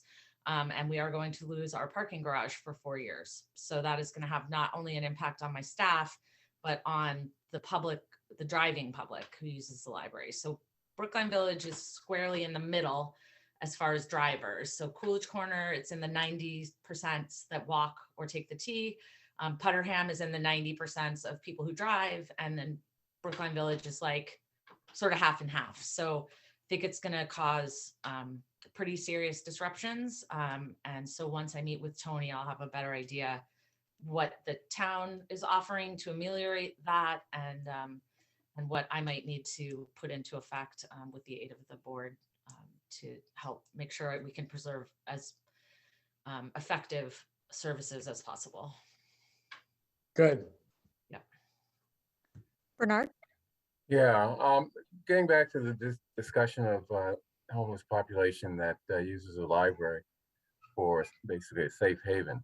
I hope you're talking actively with our new Health and Human Services Director in terms of the type of programming that she could put together to assist in that. Also, you mentioned that you're a member of the Homelessness Task Force, but you also mentioned that you're concerned about the police being involved with the homeless. I hope you revisit that, because the police department actually set up that task force, and they're the people who are 24/7 able to deal with issues of the homeless population when the library is closed. So I think that we have a lot of resources here to address some of these problems. They just have to be pulled together and coordinated among different departments. And I think that the library, unfortunately, is going to have to play a really big role in that. And you have to work with the other resources here in town. So. Well, I just want to clarify, Bernard, I certainly hope I didn't give the impression that I don't appreciate the work that the police does and the support that they offer us. Either Jen Pastor or Casey Hatchett invited me to be on that committee, so I am aware that the police run it, and the police are always, as I said, very helpful. But when you do read, articles about what the most effective way to approach homeless folks are, a significant percentage of them have had serious traumas in their life and don't necessarily feel as safe or comfortable with a uniformed officer as people who maybe had a more trauma-free life. And I don't think there are many police folk that I know that would disagree with that. It's not a suggestion that the police are bad. It's just how people are reacting when they're living in such dire circumstances where they've experienced trauma after trauma. So, and as I said, we've always had very positive help from the police, including in the middle of the night when I've had them come out and help me when I've been very late or very early. And there've been crises unfolding on library property when I was the only one around. So they do excellent work. And I would suspect, I know quite a lot of them are here. I don't want to speak for them, but I bet they would be happy to have a social services department relieve them of the primary responsibility for addressing this as well. Okay, but we have a human services department, and please don't overlook the fact that we need to just help the new director to develop that department to address some of these issues. So this isn't really budget related. If you want to continue this conversation, I would suggest reaching out directly. We are running a little behind, so I want to give Michael Burstein an opportunity to say something before we move on to the fire department. Thank you, Chair Hamilton. You can hear me, all? Yes. Okay, so thank you. First thing I'd like to do is just, as others like Mr. Van Scoyoc have mentioned, acknowledge the members of the trustees who did come tonight to show our support. We have, I believe, fully half the board. And I don't know if there's anybody else from the trustees. There were other people I was expecting to see here, but I do want to acknowledge that Kristen Hung and Carol Lowy, John Margolis, Judith Vanderkay, and Cesson Zelka are all here as well to show their support of the of our budget. And I'd like to also thank the select board for your support of the library budget. As you know, the people who live in Brookline love our library and depend on the library to a very great extent. We already knew that before the pandemic, but the pandemic really showed us exactly how much people were very glad that they could borrow materials, even when we had to shut the doors to the public. They were able to, we set up all of these digital programs and other things. And I just want to say that, also thank our director, Sarah Slyman, for all of these things and everything that's been going on. She has been invaluable for the library during the time, making a library to be as full service as possible during this pandemic time, when we were but the fact that when we weren't open, not only was she organizing and providing all the services that the library did provide to the town, she also did a sort of mini renovation of the Brookline Village branch. So when we finally were reopened, there were so many wonderful improvements there. More recently, one thing she did not mention, which I'd like to just thank and acknowledge, is that the library recently hired an anti-racism consultant who has been coming to meet with the trustees and the staff and is helping us to figure out how the library can continue to be a welcoming place for all people, and hopefully more welcoming for people who need to know about various things that we provide that people may not necessarily be aware of. I agree with Sarah about the mission scope creep problem with the libraries. We would like to be able to help everyone, but there are times, we understand and appreciate the libraries are often used as cooling centers or heating centers, but at the same time, we also have to be respectful and protective of our staff when it's literally dangerous, possibly, for staff to get to the library, or when, and we have to be respectful of the public too, in situations such as when, earlier this year, part of the reason we shut the library down to the public for a few weeks was that literally, I think it was about 1/3 of our staff had come down with COVID or tested positive for COVID, and the fact is that when you don't have as many staff members, it's harder to fully staff the library. Sometimes you just have to make these difficult decisions. I do want to acknowledge something about the budget, and this really maybe look for the future. Those of us on the trustees mentioned this to the advisory committee as well, but we really are hoping over the next few years that people will look over the issues with how we're compensating our staff. And the trustees actually voted a resolution about this last year in October. You can find it in our minutes. But basically, I've been looking around at other towns in the area and how municipal employees have been helped during COVID. There are other towns in Brookline that gave employees bonuses or COVID pay or recognition. Brookline didn't, from what I can tell. I did reach out to many of the library employees that work for Sarah, who works for us, to tell them how much we appreciate what they do. But, in order to have a library staffed with the quality people we want and the number of people we want in order to open hours, you may not recall, but just before the pandemic hit, Sarah came up with this great plan, minimal extra staffing to open Putterham for the longer hours that the community wanted. We're unable to do that still now, and the pandemic was part of that. But I'm hoping that you guys will take a look at this and look at some of the things that we really should be doing better. We have this oddity in our town where the assistant directors who work for Sarah are get less vacation than the people who work below them, and these are things I hope that the town will visit and look at and try to figure out how to make us competitive with other libraries in the area. And I will say, and I mentioned this to the advisory committee too, I understand this is not just the library, this is across all departments. I don't envy you guys the job you have to do, but obviously in my role as chair of the library trustees, my focus is always to take a look at the library. I just want to conclude, by noting, as I said before, how much the town of Brookline really loves and depends on the library. Emily Dickinson, famous Massachusetts resident, in one of her poems, to paraphrase her, referred to libraries as places where dreams are sown.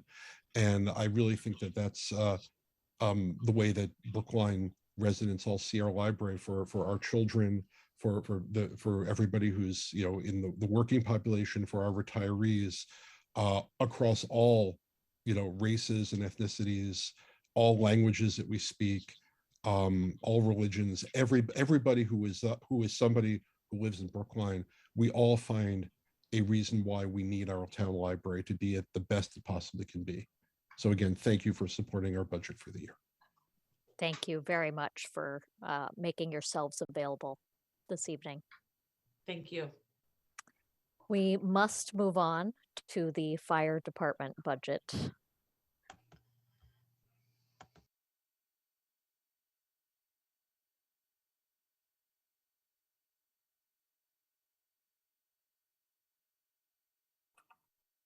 I see Chief Sullivan. Good evening, everyone. Good evening. So I do have a presentation if I can share my screen. Absolutely. Let me know if you're unable to share. I think we got it. Everybody got it? Yes. All right, let's see what we can make happen here. This will be a first for me, so so far so good. That's pretty easy. All right. So, we're not playing. I don't know what that means. Yeah, I get that. I don't know what it means. That means you need to email it to us later. It worked when I tried to do it earlier. Hold on. See if we can do it in the smaller mode here. Nope, I guess not. All right, we'll skip past that one. How's that? That's Points for trying, though. I do like Uh, videos. Yeah, I was about to say, I really wanted to see the video, but. I have another one, so we'll hopefully be able to get that one to work, but maybe not. I don't know what the flash thing means, but anyway, this is just a summary of our budget. We did have a nominal increase from FY22 to FY23 overall, and we are anticipating a small increase in our revenues, not back to pre-COVID year revenues, but certainly moving in that direction. So I'll just address the expansion requests that were made. Expansion request number one was one that we had made previously in fiscal year 20 for one additional fire prevention lieutenant. And that got waitlisted in fiscal year 20, and then it was included in fiscal year 21 in the original budget. However, with the cutbacks that were needed in the last few weeks before we finalized the budget, that was eliminated. In 22, because of budget cuts, we didn't even try to put that forward, understanding where the fiscal situation was. It was reintroduced this year, and that is part of the request for this year. We also asked for an expansion request of $25,000 for training budget to enhance professional development. I talked about anticipated revenues, 2021 actuals, kind of 471,000 approximately. 22 budgeted, 220. We're still waiting to see where that comes in. And in fiscal 22, and we're anticipating $100,000 more than our 22 budgeted at 320. We're hopeful that when we finally get the numbers for actuals in 2022, that those will be higher, and that should, equal out to an expected actual in 2023 for a higher revenue offset in 2023. Anticipated contractual increases. This does not include anything in terms of collective bargaining, but just general anticipated contractual increases, approximately $200,000, as you see there. We were fortunate in our request for expansion number one to get approval of that fire prevention lieutenant. However, there was a kind of an offset. The increase is $26,000, and we will realize savings by the reduction of one clerk position in the fire prevention office. And following a post-COVID organizational review, we were able to make that adjustment. And then there's the specialty pay in there every year. Our budgeted capital, it is certainly an increase this year than it was last year for our PPE, a 10-year PPE replacement program, which is contractual. Last year, which was kind of fortuitous for us because it was a very difficult year in the budget. We only had 2 sets of gear that needed to be turned out last year in the 10-year replacement program, but this year we have 18 sets of gear that is budgeted out in a long-term program that both Melissa and Mel have access to, and we update it every year with retirements and additions so that we can better budget for the long term. So this year we're at 18 sets of gear for fiscal 23 at approximately $132,000. We have reinstituted our self-contained breathing apparatus cylinder replacement program, which has been on hold for the last 2 years. And that is to be able to replace our cylinders and upgrade our cylinders from 30-minute cylinders to 45-minute cylinders, which is more the industry standard now. And we're getting it on a schedule of replacement as opposed to the way things have been done in the past, which was unfortunately, they were bought with a grant all at once, which means they go out of hydrostatic testing all at once. And so instead of having 200 cylinders go out of hydro all at the same time, we are building in a plan to be able to replace a certain number every year. This 51,000 is a little bit of a makeup trying to catch up to where we have lost pace over the last 2 years. The Deputy Chief's vehicle, Car 3, which is our everyday. Chief. Yes. Sorry, so sorry to interrupt, but what would it take to make you whole for that cylinder replacement program? That number right there is going to bring us back up to where we need to be. Oh, excellent. Okay. Okay. Replacement vehicle, Deputy Chief's vehicle, which is our on-duty shift deputy. And you can see the anticipated cost there, at least in the budget. We always have a backup vehicle for winter storms, for maintenance, when the frontline vehicle is on maintenance, when we have multiple alarm fires, when our deputy chief goes to mutual aid, the callback chief gets brought in, and we utilize the backup vehicle, which happens to be Car 4. This is Car 3, which is the frontline vehicle. And it is a replacement project whereby the current frontline vehicle would become the replacement vehicle, and so on down the line. And that's basically what we do with all of our apparatus and all of our staff cars. They trickle down until they're no longer effective for use. And that's where we find ourselves right now with our current Car 4. The backup vehicle is no longer going to pass inspection. And so we are requesting to replace the frontline vehicle and make the current Car 3 our backup vehicle, which should give us another 5 to 6 years before we have to replace anything again in that area. And then our annual leased computer costs. I want to thank Liz Scott and Brendan Mulkern. I will thank them, even though this may or may not work, but we'll try it anyway. See if this works. Hold on. Where is my? I don't even see it here now. Oh, there it is. Oh, it's at the end. I moved it. Never mind. I moved it. I'll do that. We'll move that, and then I can thank them later and see if it works. To address your other questions, biggest challenge in the past 2 years, as Sarah said, COVID. Addressing the personal health and safety of all of our members was our biggest challenge. We are out on the front lines and dealing with sick patients and in people's homes, and we were successful in PPE acquisitions and distributions through our EM coordination with the state and MEMA. And we're able to keep our members generally healthy, especially through the first wave of the COVID-19 program.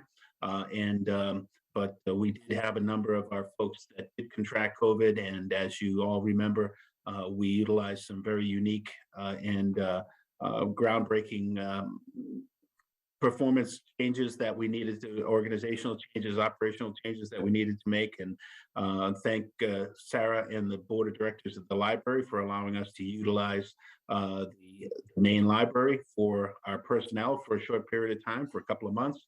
as well as the school department. And we were able to utilize the new Ruffin Ridley School for that same period of time in order to separate our personnel long before vaccines were even considered to be in the offing.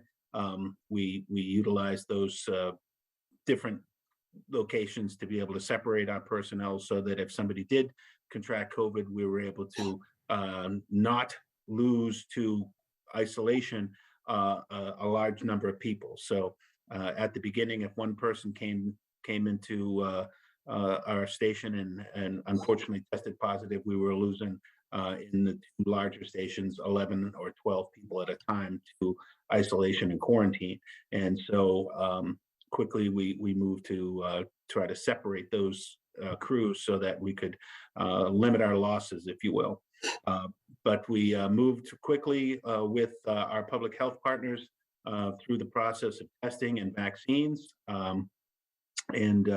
It was a challenge, but I think we're close to 90% of our members have been vaccinated with the 2 doses. We don't really have much in the way of numbers in terms of the boosters, but certainly the 2-dose vaccines we were fairly successful with that. We did have, as Anne pointed out earlier in her presentation, we did have some difficulty managing our total staffing needs with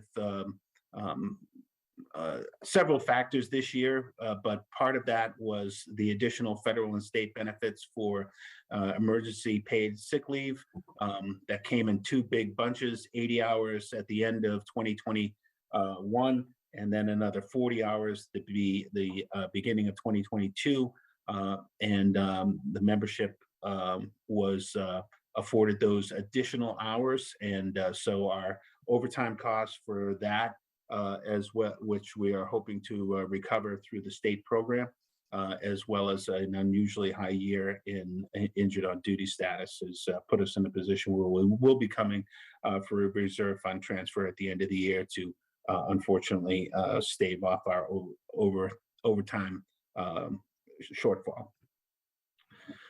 If I had an unlimited budget, I would expand our fire station rehab and replacement to probably just replace all of them because our average age of our stations, although they're beautiful structures, are 93 and a half, 94 and a half years old now.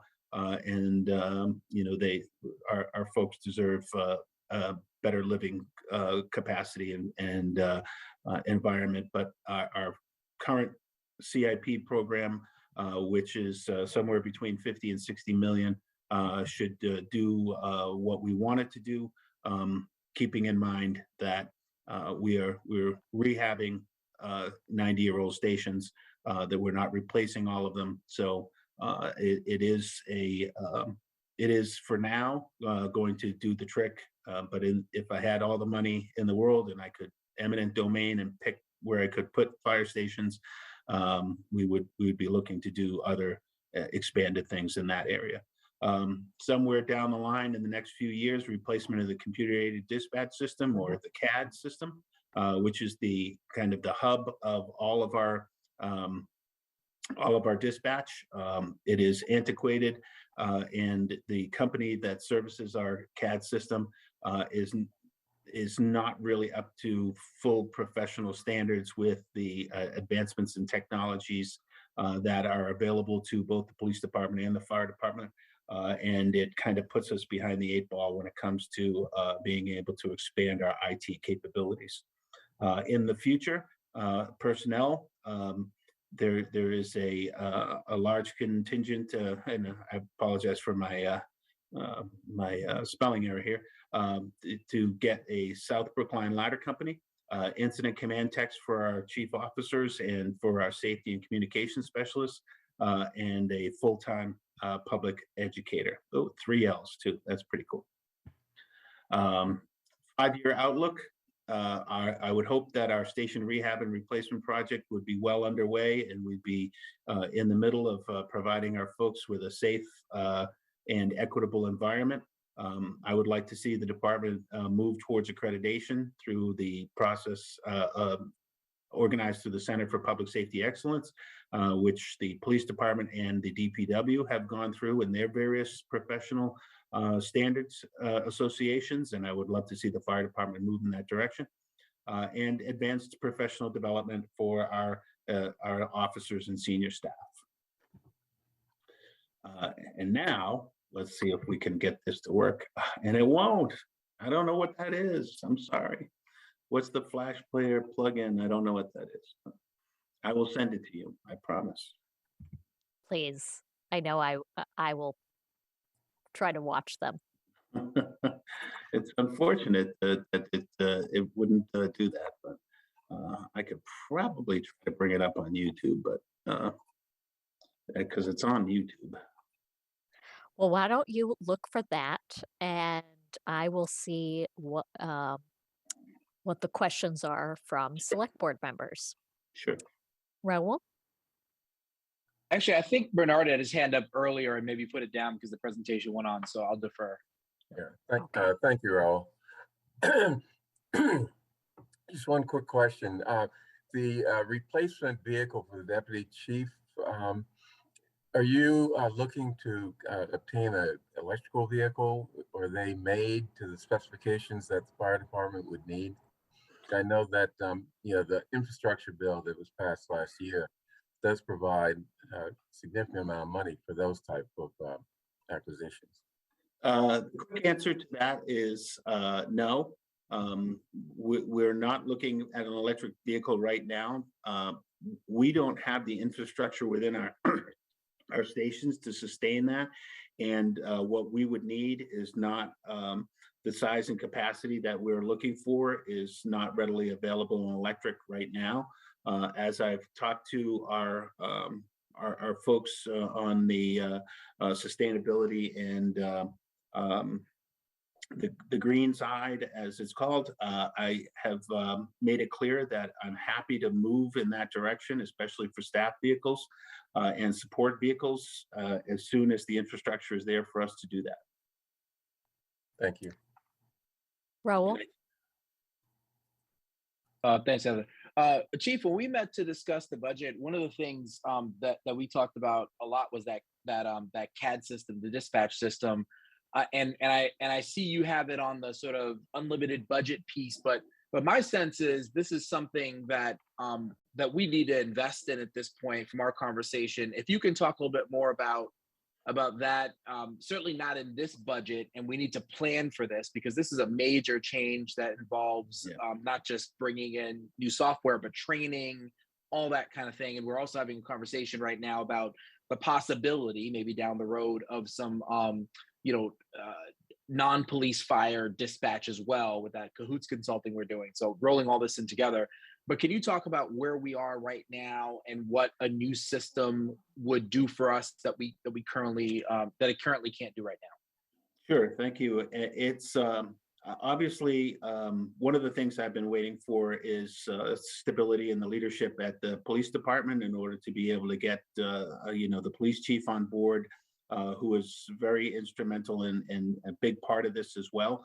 But the dispatch system is the core of all of what we do in the fire and police side when it comes to dispatch and record keeping.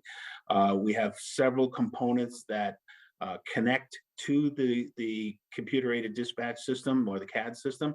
Our radios connect to it, our station alerting systems connect to it, our MDTs that give us the information in our vehicles, both police and fire, connect to it.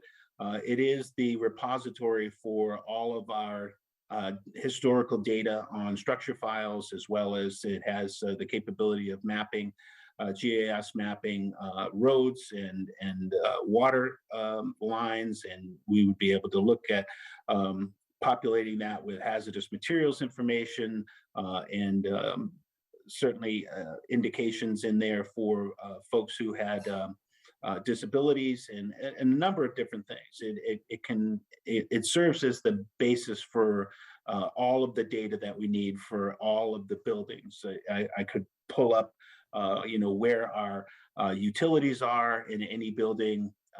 If we had a more robust and updated CAD system, which could include things like electronic blueprints of buildings. In the event that we had a large structure fire, to keep our firefighters safe, we'd be able to automatically pull up electronic building plans and make much better judgments. At this point, our system is not able to kind of transition to those other next level capabilities. And as such, the components that we're buying that connect into them, like the station alerting system and the radio programs, are limited. They can do a lot more, but because the base, the CAD, can't provide that information, then we're limited even with the things that we're putting into play now. So that's the kind of the long and short of it. It is a multi-year, multi-million-dollar project that would require us to basically build the structure files back from the beginning. Unfortunately, it isn't just here in Brookline. I went through this in Worcester as well. Your structure files have so much outdated information and redundant information, and oftentimes buildings there are multiple entries for the same building that you would have to sift through and try to figure out which one's the actual relevant information. You're almost better off starting from scratch on every property in the town. So it takes a lot of dedicated staff hours to be able to do that as well. Thank you. Thanks, Chief. John? Hey, Chief, how are you? Hi, John. It's my sympathies on that video. I'm telling you. I think I've got it, John. So all right. If you get a chance. If it was me, I'd still be struggling with it, at midnight. But anyway, as you know, I asked you a question when your budget was reviewed by the advisory committee. Can we just clarify, the vehicle is a truck that we're going to purchase, right? Which one are we talking about? In capital outlay? Yeah. It's a Ford F-150 pickup truck with a pull-out base. Yeah. And so where does that where would that be garaged? At Station 1 in the village. So, just hypothetically, if for that to be an electric vehicle, would require that there be some sort of recharging station at one station, at one fire station, right? It would, but it's my understanding that the EF-150s that are currently available don't have the power or the four-wheel drive capabilities to be able to service what we need at this point. Again, I'm not opposed to it, but it's just not there yet. We're just not there yet. I get that, and I also appreciate that you said that the I suppose sedan type vehicles or SUV type vehicles, just the everyday vehicles that you will be purchasing down the line, purchase them pretty much every year in the budget? Every two to 3 years, we're looking for one staff vehicle that comes around. So, those are primarily used by our training staff and our fire prevention staff. Right now, all of our fire prevention vehicles sit out on Washington Street and/or Thayer, and there's just no infrastructure to support electronic vehicles there. But once we build that out in either the main garage or on street or wherever it happens to be, or in the very limited parking lot that we have behind the station, we're happy to move in that direction for those vehicles. I'm glad to hear that, because it's just something that I think is inevitable, and it'd be wonderful to see it happen sooner rather than later.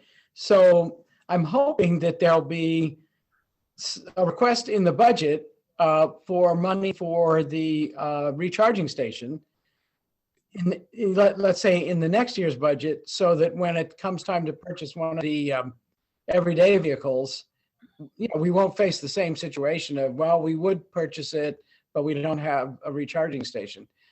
So in the capital improvement plan budget for the rehab and renovations, there is capacity in there to be able to do that, especially with the new station, to bring conduit in for greater power supply for those types of inevitabilities. We don't have staff vehicles at every building. The only two stations that we have staff vehicles in are at the Station 1 at the Village and Station 6 down on Hammond Street. So when we go to do the rehabs, we'll certainly put that into the prospect as well. That would be great. And one last question, and simply just to let people know who heard a mention of on your wish list, heard mention of an additional ladder truck. That would have to come with a substantial number of personnel, right? I mean, can you just flesh that out for people? Yeah, that's correct. So during the process of the rehab and reconfiguration of these buildings, the fact is that our plan in terms of rotating the vehicles out of the stations that are being rehabbed and place them in other stations temporarily for probably close to 2 to 3 years. The Station 4, where we anticipate and are building out for a ladder company for South Brookline in the original rehab, will house a ladder from the village for probably 2 to 3 years. So we're looking at probably a 4 to 5, maybe even 6 years from now, going before the voters for anticipating a third ladder company in town, which would require between 16 and 20 personnel. At today's cost, that's about $1 million to $1.4 million in the budget. Thank you for specifying. Thank you very much. Miriam. Hey, John. I just want to say, John and I have been chatting about the ARPA proposals for fire, because I asked everyone else to talk about their ARPA proposals. Yep. We have been chatting, so I have your priorities already in my inbox. Thank you for that. Yep, my pleasure. Thank you for the consideration. And if you want, I can try to do this one more time and see if it works. I want to Yes, see please. Yes. All right, I'm gonna see here. It's this one.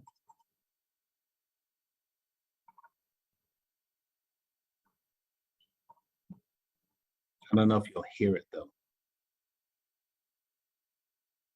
Can you see it? We can see it. So stop sharing. And then when it says, when you go to share again, there's a little button down at the bottom left of the window that says share sound, and just click that box. Okay, let me try this again here. So there's a little button down at the bottom that says share. Let's see what I got here.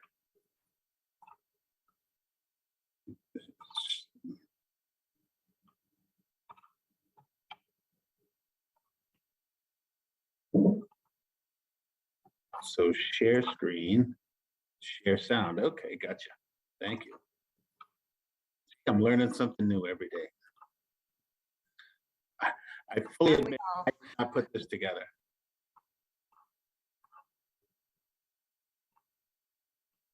Let's try.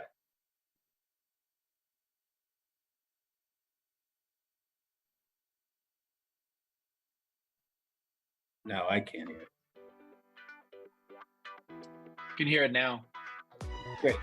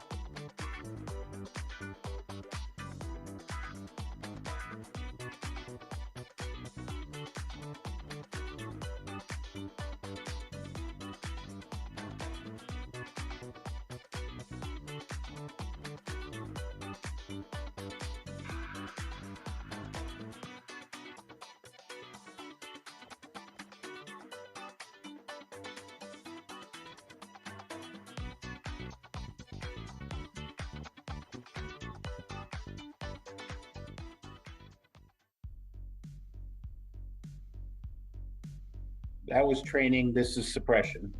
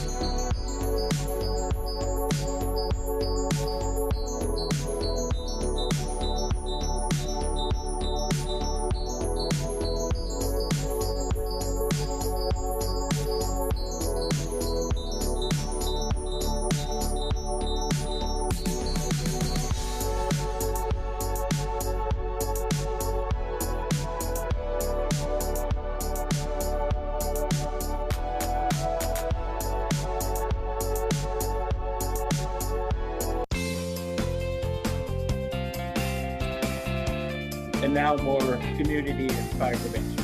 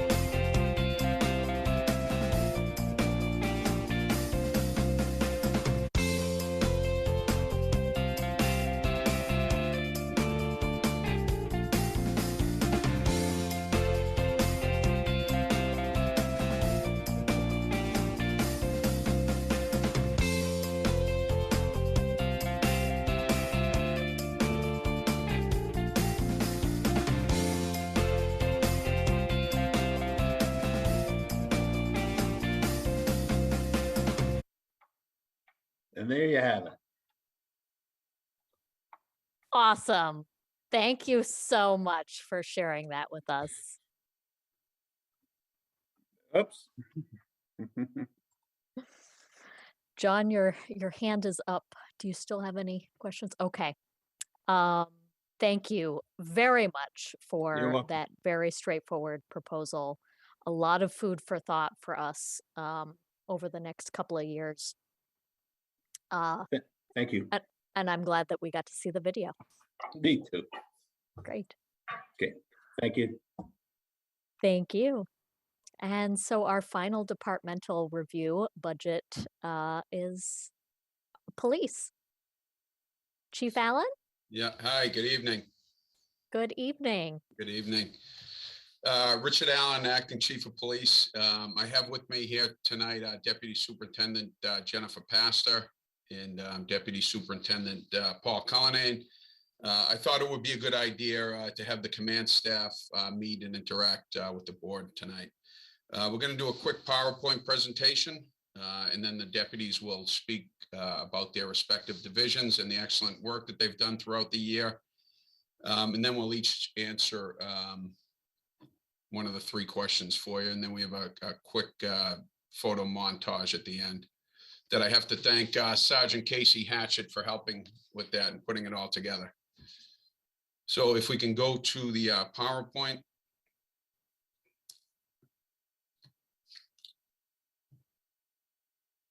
So this is our crime stats and activities for the year.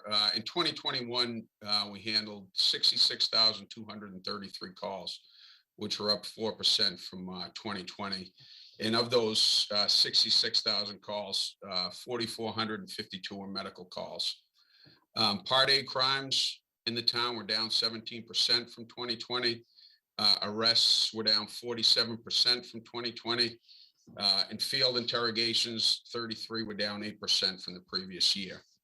The moving violations were up 28% to 4,358. And parking tickets were up 4% to 76,000. This is a breakdown of the arrests from 2021. And as you can see, of the 109 arrests, 74 of those arrests were non-residents.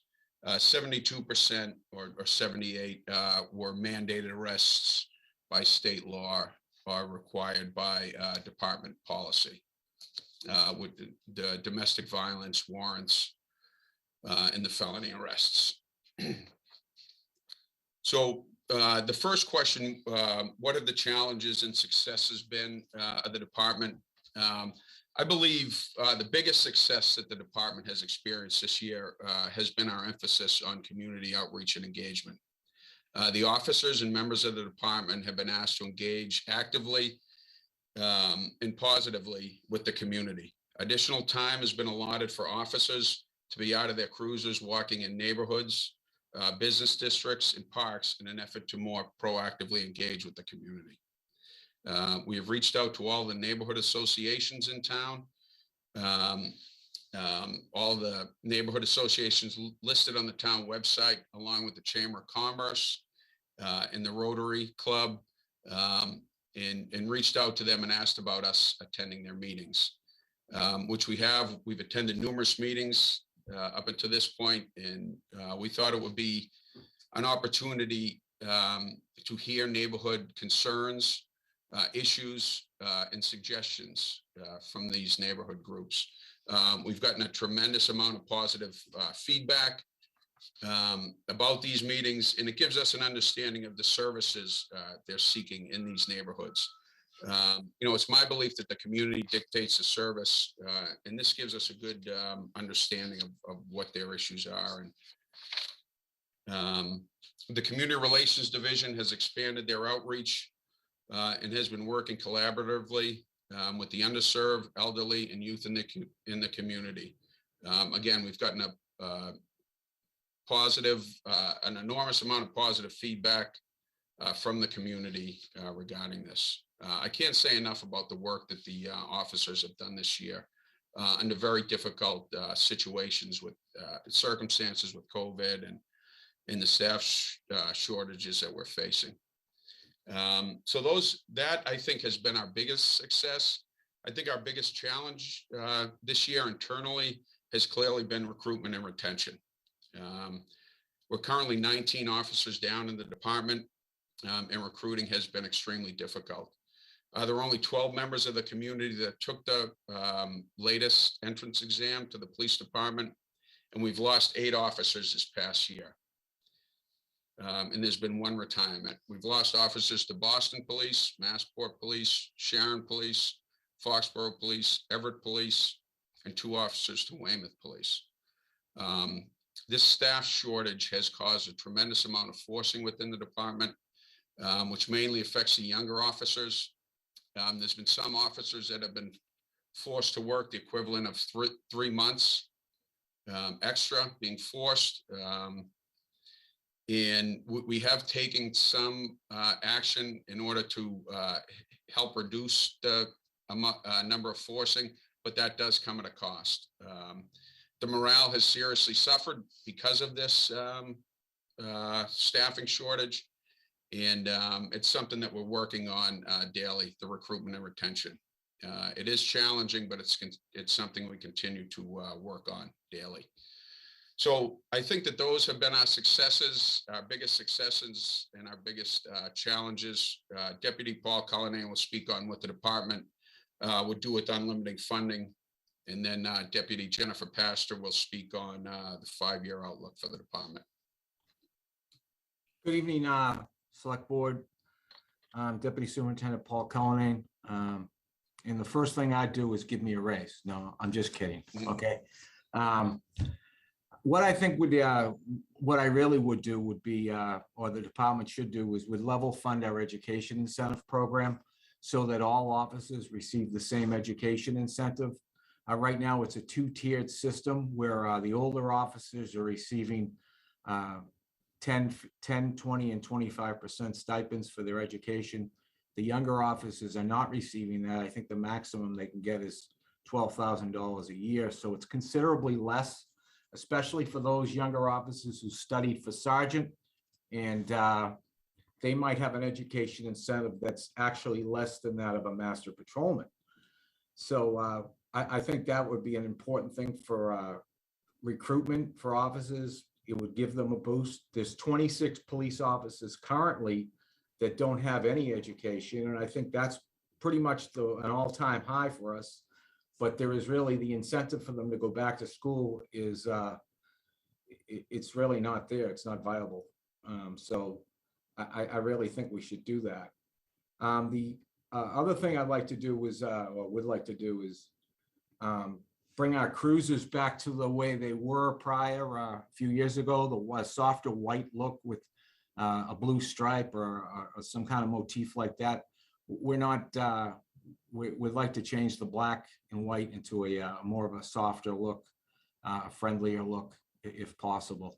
I would like to implement body cameras. I think body cameras will be beneficial to both those who accuse us of things and to exonerate us for things we're accused of. Would like to also update our records management system, like Chief Sullivan was talking about on his presentation. We have the same vendor for a records management system. They're from out of state. It's very costly to include any kind of upgrade to it. And right now they aren't compatible with existing record management systems that are run by the trial courts of Massachusetts or by the Registry of Motor Vehicles. So we have a difficult time exporting accident reports or generating criminal complaints that should be done electronically. We can't do that. So that would be another issue. Also, our wish list, our real big wish list, is similar to Chief Sullivan's, because we'd like to see him get all his fire stations so that we can move them out of the public safety building. And if we move them out of the public safety building, we can use that area to house our crisis intervention team, our domestic violence advocates, our social workers that are funded on grants. And they'll be working with underrepresented residents of our community. It will create a safe place for juveniles to meet with team members, with their parents. This area could also be used for critical incident stress management for police officers, both in Brookline and outside of Brookline, where they could come in and have a safe place just to go over their issues. And I think I've covered just about everything, Chief. Deputy Pastor will speak about the 5-year outlook for the department. Good evening, everybody. So 5 years from now, I expect that our department will have stabilized issues pertaining to staffing shortages. I hope that's not too optimistic. I don't think it is, but particularly in the command staff positions. I think an unwavering focus on professional development and succession planning will make sure that our department's current staffing issues are a thing of the past. With the focus on creating and maintaining a more diverse command staff, I think officers of color and women will be encouraged to seek promotions and specialty assignments. Many of those, I hope, will be more outward-facing positions, with the idea then being that this will encourage a more qualified, diverse pool of applicants for the entry-level positions that open up.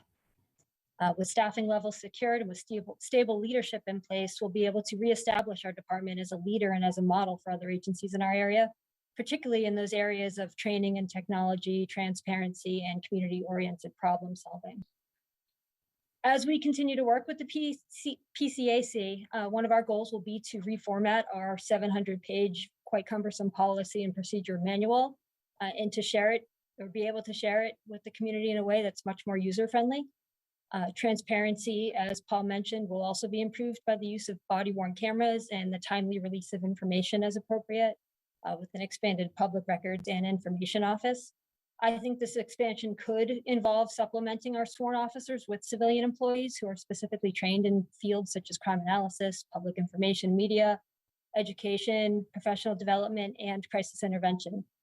I think these efforts will demonstrate our commitment to strengthening partnerships with public and private organizations and will help not only our department, but our entire community work more effectively and efficiently on all the town's public health and safety efforts.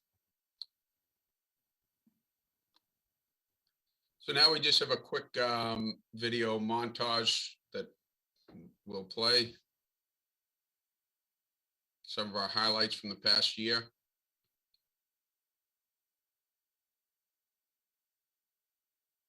Although the music isn't coming out.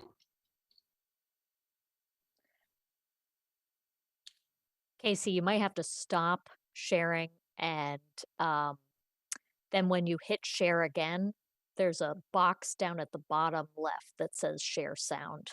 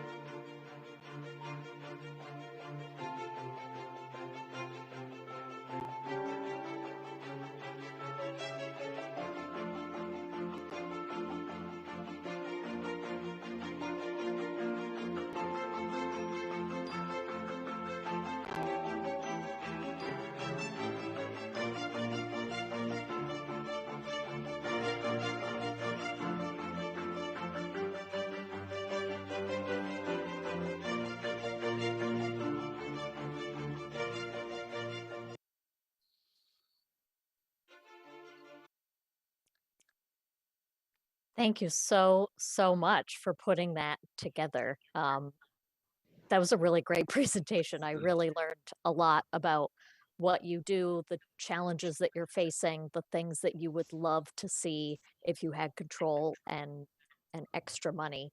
And you've planted a few seeds in my brain. So thank you very, very much. Thank you. Any questions from select board members? Bernard? You'll have to unmute. How did that happen? Not a question. I just want to, comment that, I think we appreciate the work that police in general, but also Interim Chief Allen has done.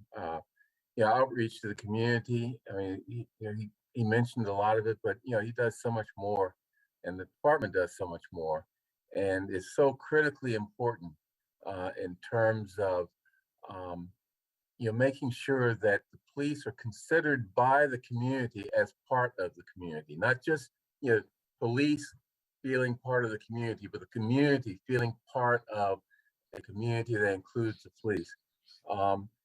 Because if we have a relationship, particularly young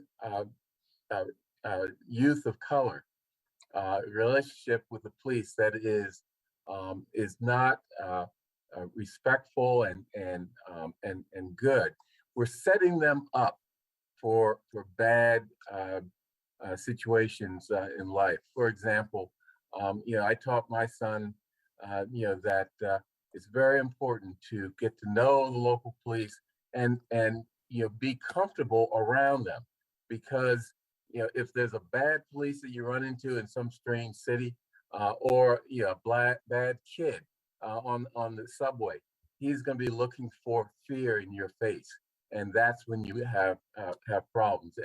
And the willingness of the police department to really get out into the community and become and be comfortable with our youth is very important. I think that's a little jumbled, but I think you get the point I'm trying to make. And I appreciate all this stuff. I know my son worked with Jennifer Pastor when he was in high school on some program, but it really made a big difference, and he appreciated whatever it was you're doing.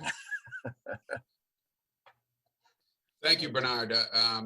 Again, I think we've made tremendous strides the last few months in our community outreach and all of that the members of the department have been doing, and all that the community relations division has been doing. We've had an enormous amount of feedback over the last few months. Thank you. Yeah. John? I happen to have the pleasure of being the select board's designated person to sort of just take a special interest in the police department budget. And so I excuse me, had an opportunity to have a one-on-one phone call with Chief Allen yesterday, and I learned a few things. I didn't realize that he has initiatives that he's taken that I think are it's all good. He's been doing outreach to community groups, showing up at neighborhood meetings. We haven't given him the money to deal with the problem of people feeling underappreciated because they might feel underpaid, especially the younger members of the department.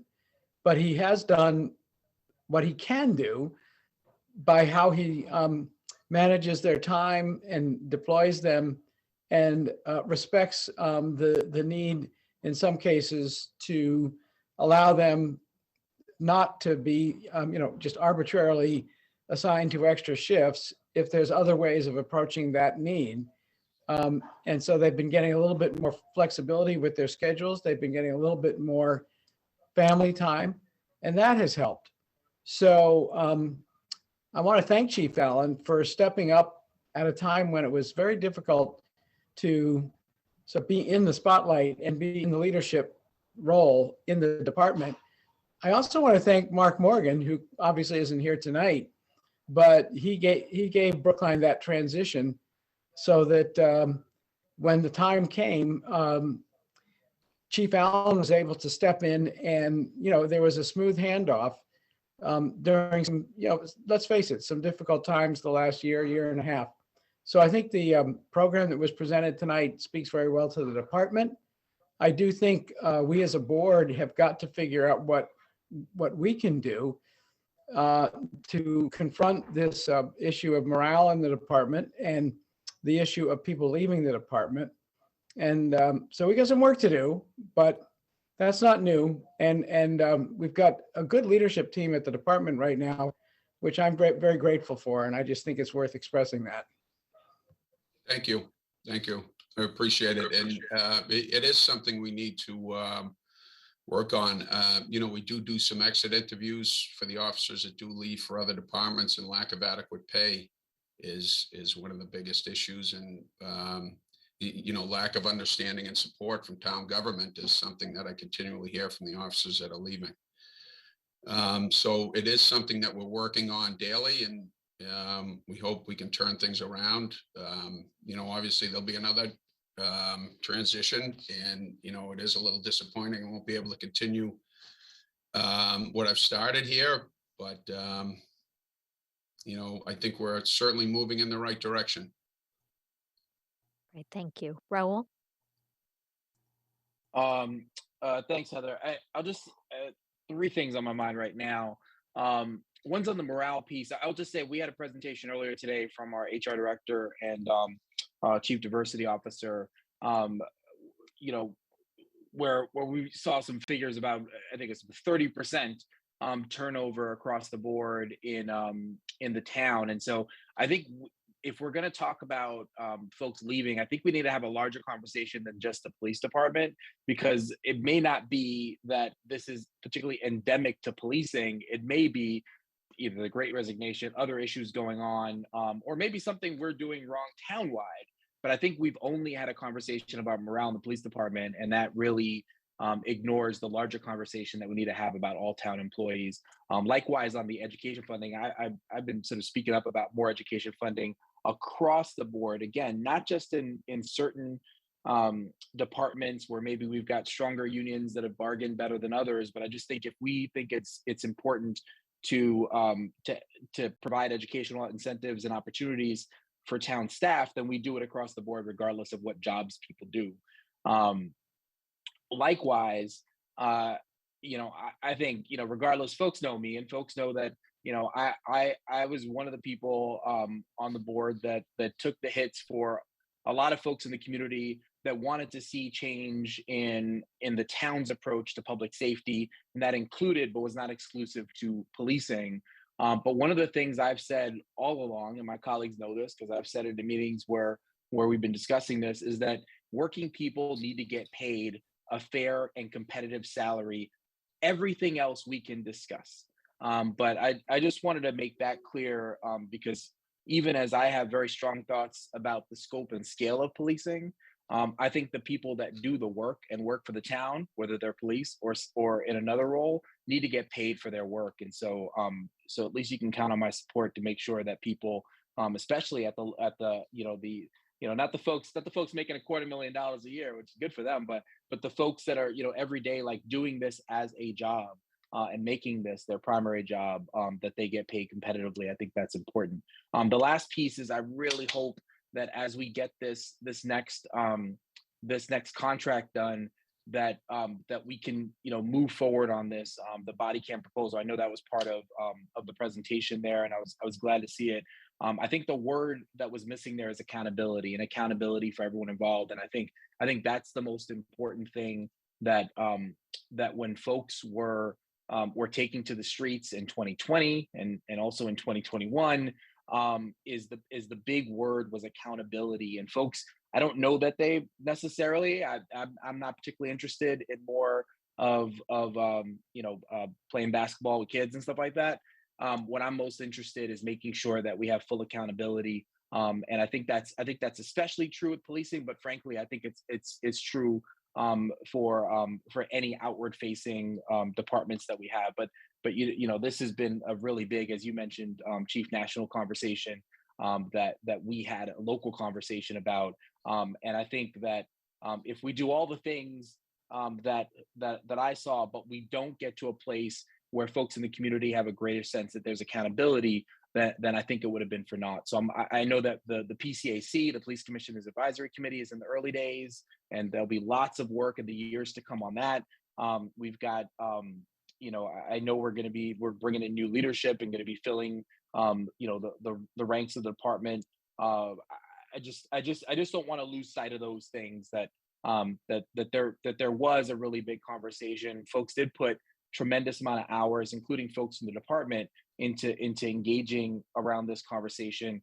Changes were made, and the big one is accountability. We haven't seen it happen at the state level. We haven't seen qualified immunity addressed, and I want to make sure that at least at the local level, we do everything we can so that people have more faith and confidence in us as a town, and as part of that through our police department. I agree. Accountability and transparency is paramount in policing. And I will say the discussions that have gone on in the last year and a half, whether it's nationwide or with the two committees that we had here in the town, we were able to be involved with the discussion. And, I really feel that at times like this historically in the country, when times like this come, inevitably improvements come. And I do think there will be improvements to the profession.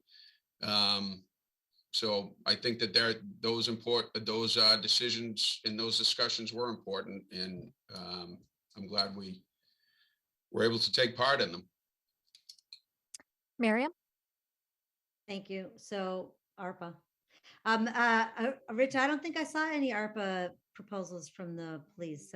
John, am I remembering correctly? I just want to make sure I'm not missing something. Do you know? I think you are remembering correctly. Yeah. Yeah. Okay. So that's all. I just wanted to make sure. I gave all the other department heads a chance to plead their ARPA case. So I wanted to provide the same opportunity, but it's a very short conversation.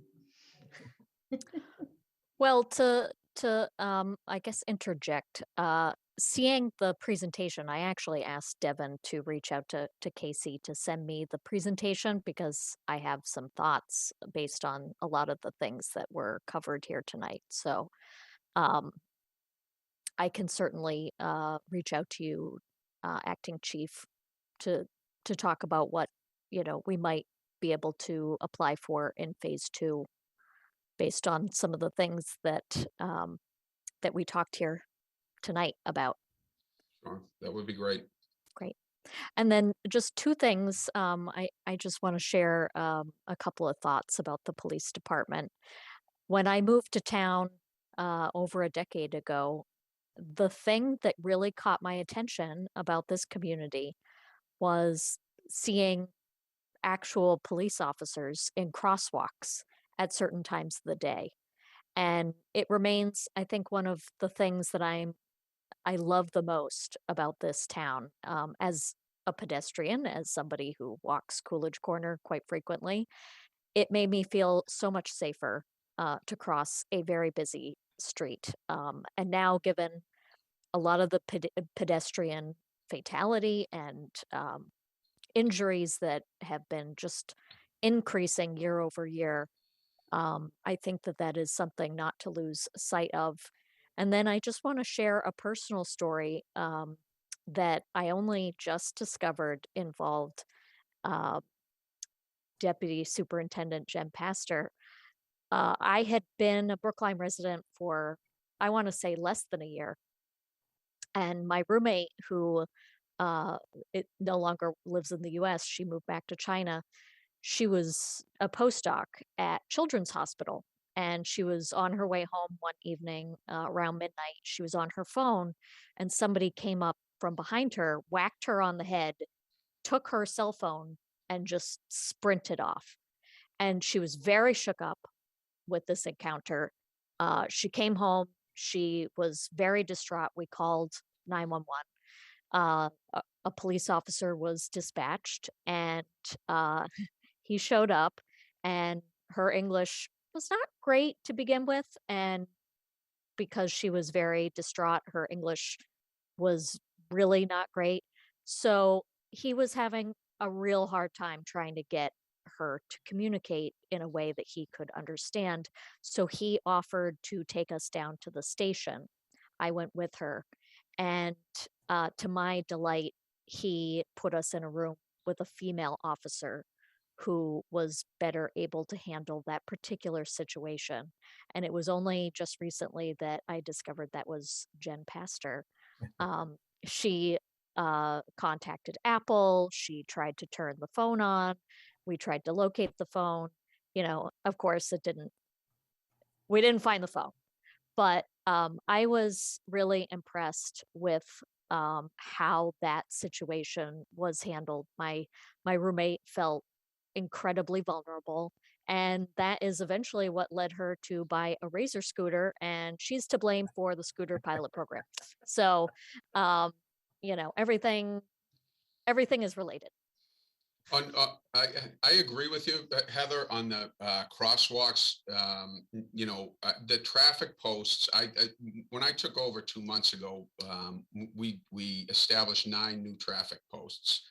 I can't stress enough the importance of the officers being out there. It's an opportunity to cross people, have a quick discussion with people, and a lot of these neighborhood meetings. The biggest concern was parking and traffic, and it is the #1 complaint that we get in this town. And unless you're here in the town and walk it, you don't really see it, but it is a major concern. And it's one of the reasons we started the crosswalk initiative. And we have officers now during their daily patrol. They call off at major intersections and at crosswalks for 45 minutes to an hour just to monitor the crosswalks because of the number of accidents that we've had recently. So I agree. It's really important. Great.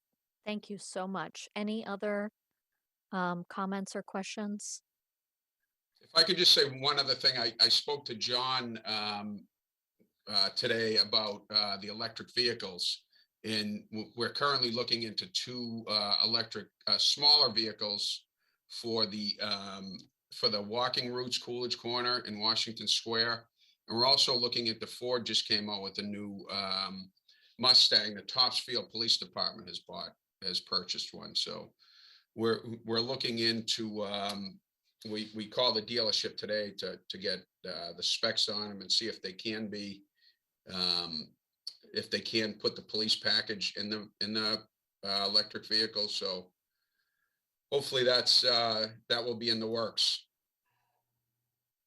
Excellent. The Mach-E is a thing of beauty. I want to be one of the first to get a ride in that new vehicle. Don't do anything bad, John. No lights and sirens. Okay. Okay. Thank you very much for this presentation. Thank you. So moving into warrant article season. Last week, we had a pretty robust discussion about the warrant and which warrant articles we were inclined to take a position on and which ones we were still kind of waiting to see more information about. I neglected to have us vote on this. And I'm still not 100% sure how to structure this vote.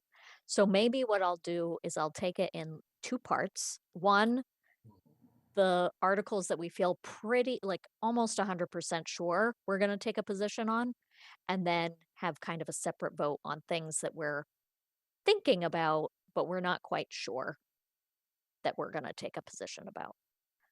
How does that sound to folks?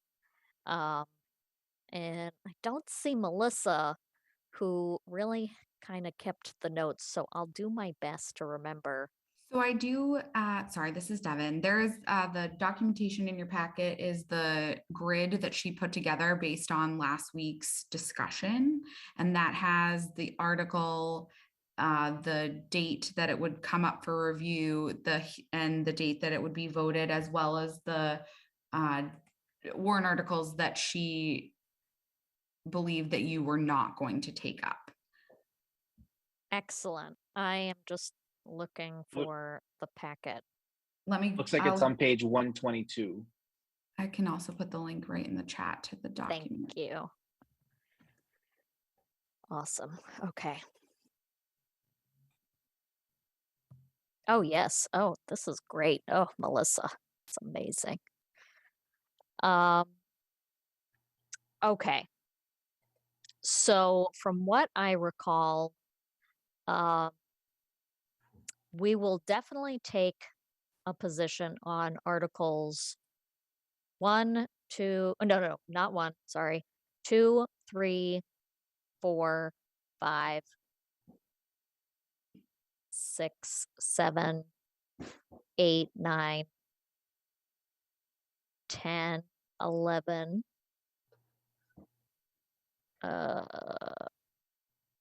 14, 15, 16, 17, 18, 21,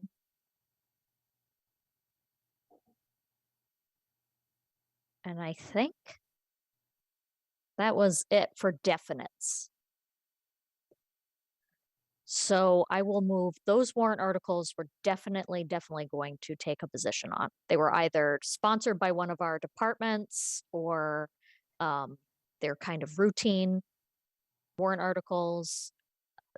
3 of them are from the Lower Boylston Street Committee that John chaired recently.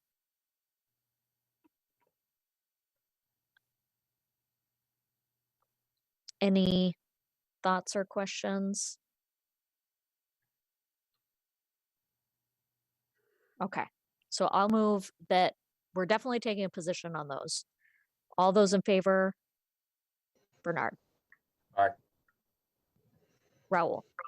Aye. John. Aye. Miriam. Aye. And the chair votes aye. Now for the ones that we had a longer conversation about whether we wanted to take a position.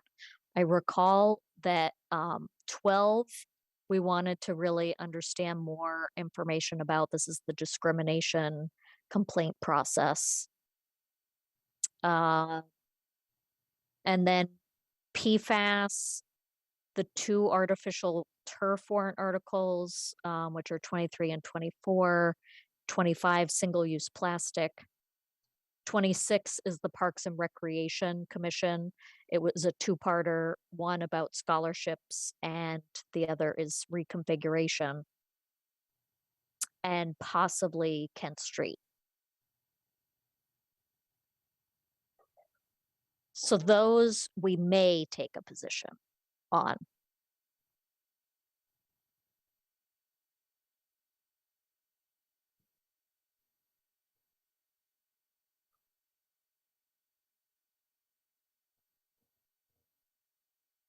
Just waiting for like a head nod. I'm sorry, I am so. I know. Fried. I should have paid closer attention to my script last week, but Can't even keep my eyes open. yeah. Don't worry, we only have like 2 things left on the agenda. Where is the ban artificial turf in this list? Is that 24? Yeah, 24. 23, 24. And what are we, did we vote? So that's in the maybe category, Okay. along with PFAS, which is an ingredient that is No, likely to be. Yeah. And single-use plastic, that's not exactly related, but we were kind of waiting to see what the small business community has to say about that. So I just want to give us some wiggle room. Oh, Melissa, you're here. Thank God. Just finished with advisory committee. They just finished DPW. So you're reviewing the table. I don't know if you want me to share the table just so that we can go through it, or if you've already gone through it, what you'd like to do. Well, we just voted on warrant articles that I distinctly remember we are definitely going to take a position on.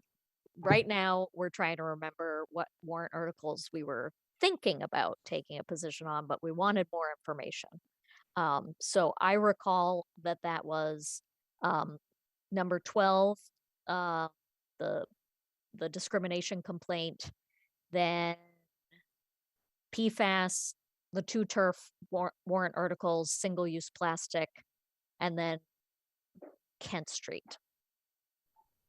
Yes, so the 12 you definitely are going to be taking up, but we had talked about scheduling that towards the end of the review because there likely would be some feedback provided by CTOS, likely by the advisory committee. So kind of letting that process unfold. I'm actually launching CTOS tomorrow night, and I think they're going to start the conversation about which articles they're going to take up. So we'll have more information from them on that. The PFAS article was also moved to the end of the review cycle as well, knowing that there would likely be potentially some input from the Advisory Council on Public Health, and then also advisory as well. And then artificial turf. I think the board was trying to figure out whether or not it made sense to weigh in or wait to hear from Park and Rec and other interested parties, if you will. That's what we had talked about last week. And single-use plastic I have scheduled for the 29th, but that's also something that likely you'd want to hear from ACPH as well. Right. Raul? I was two things. One, I was going to say ACPH on the turf as well, perhaps. If I think it'd be helpful to hear from them on that. The other piece, I just wanted to clarify for folks because happy to run this by the Small Business Development Committee on the single-use plastic, but my recollection, having read the language, is that restaurants and certain other small businesses are exempt from what's included in that particular warrant article. So I don't want anybody watching right now to get concerned about that. But I can add it to our agenda for April to take a look at it. Great, I appreciate that. My initial conversation with Segal on this was also that from an enforcement perspective, it was pretty good. It was going to be pretty challenging to enforce. Okay. So this is again in the maybe category that we weigh in based on other boards and commissions weighing in, helping to inform our position. Just gives us some flexibility.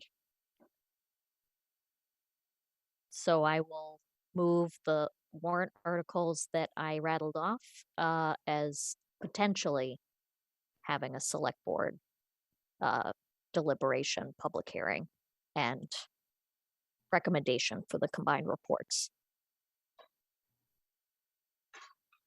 All those in favor? Bernard? Aye. Raul? Aye. John?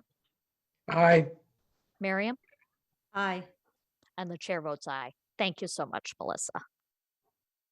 Now we move into our first, no, I think we had one last week. Maybe our second warrant article presentation for this season. Just do we have any unpaid bills? We do not have any unpaid bills, so the recommendation under that article is no action. Excellent. That makes it easy for me because I assign myself that one. Moving. So fair. I want some of those. Ooh, we could vote, right? Because it says possible vote. Okay, you So, must have a public hearing. oh, right. Thank you, Mel. This is a public hearing. Any members from the public want to weigh in on the fact that we have no outstanding bills? At this time, there are 10 attendees and no one has used the hand raise or Q&A feature to indicate they'd like to make a comment. Excellent. I will close the public hearing. And then I will move no action on warrant article number 5, which is our stand-in for unpaid bills. All those in favor?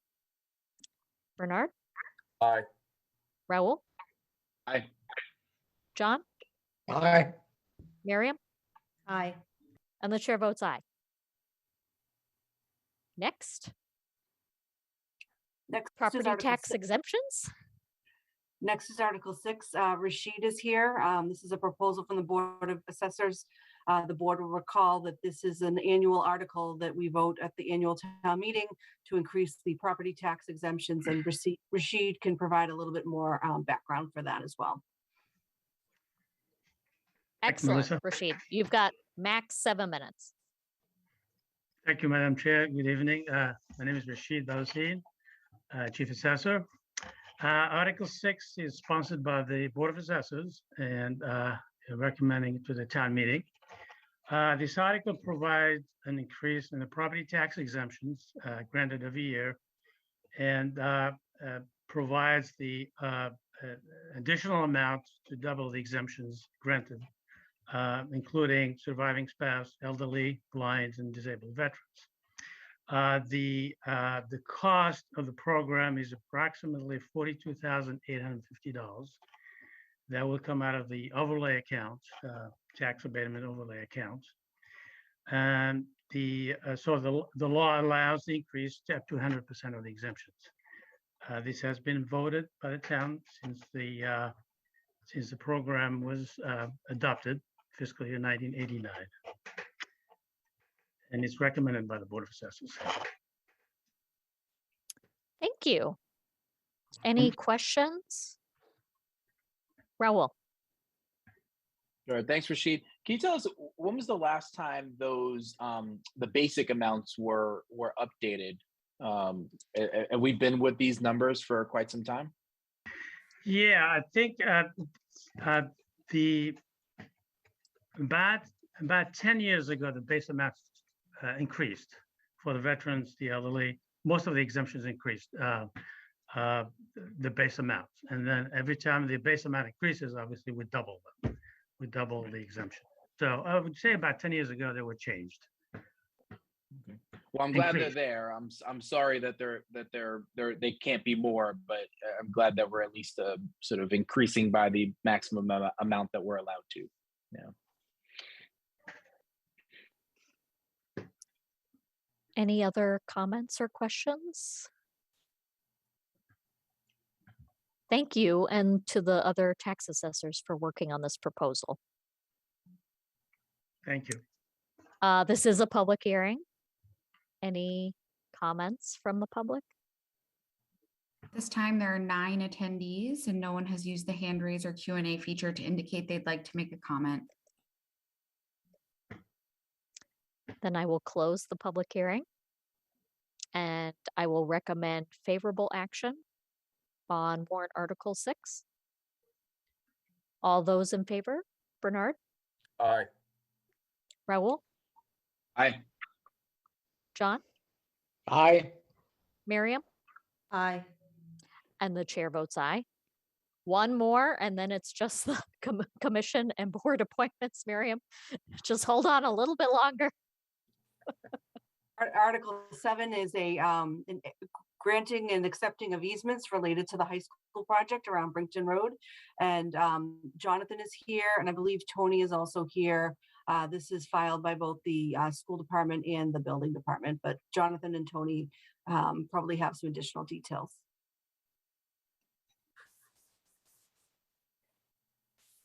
So yeah, I can, I know it's late, so I'll just get started while Tony's hooking up. So these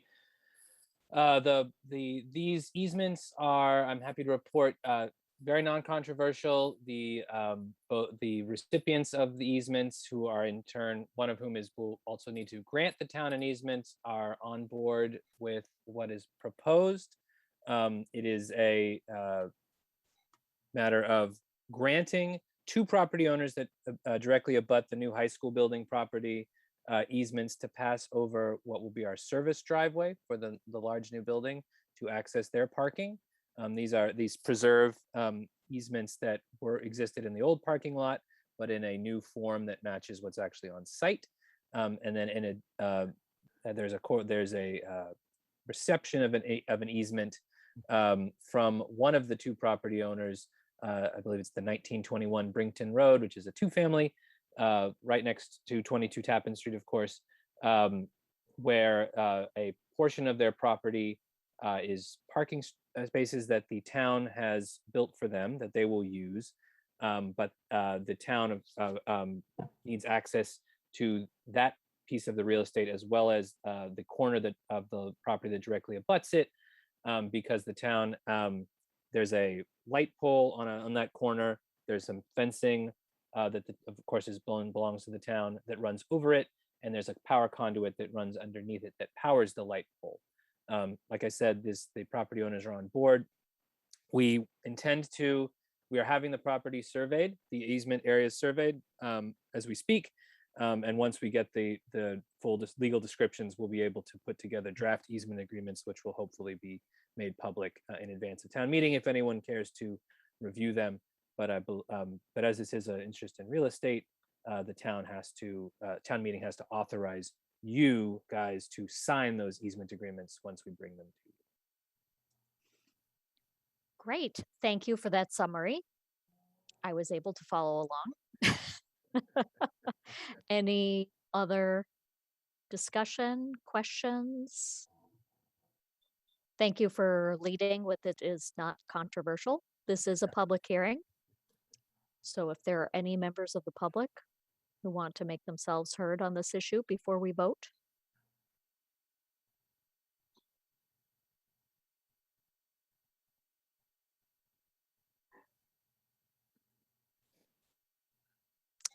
I don't see any hands raised. You can also use the Q&A function.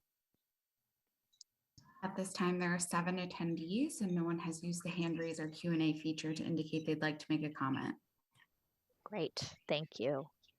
I will close the public hearing and I will move favorable action on warrant article 7, Brington Road and Tappan Street easements. All those in favor? Bernard? Aye. Raul? Aye.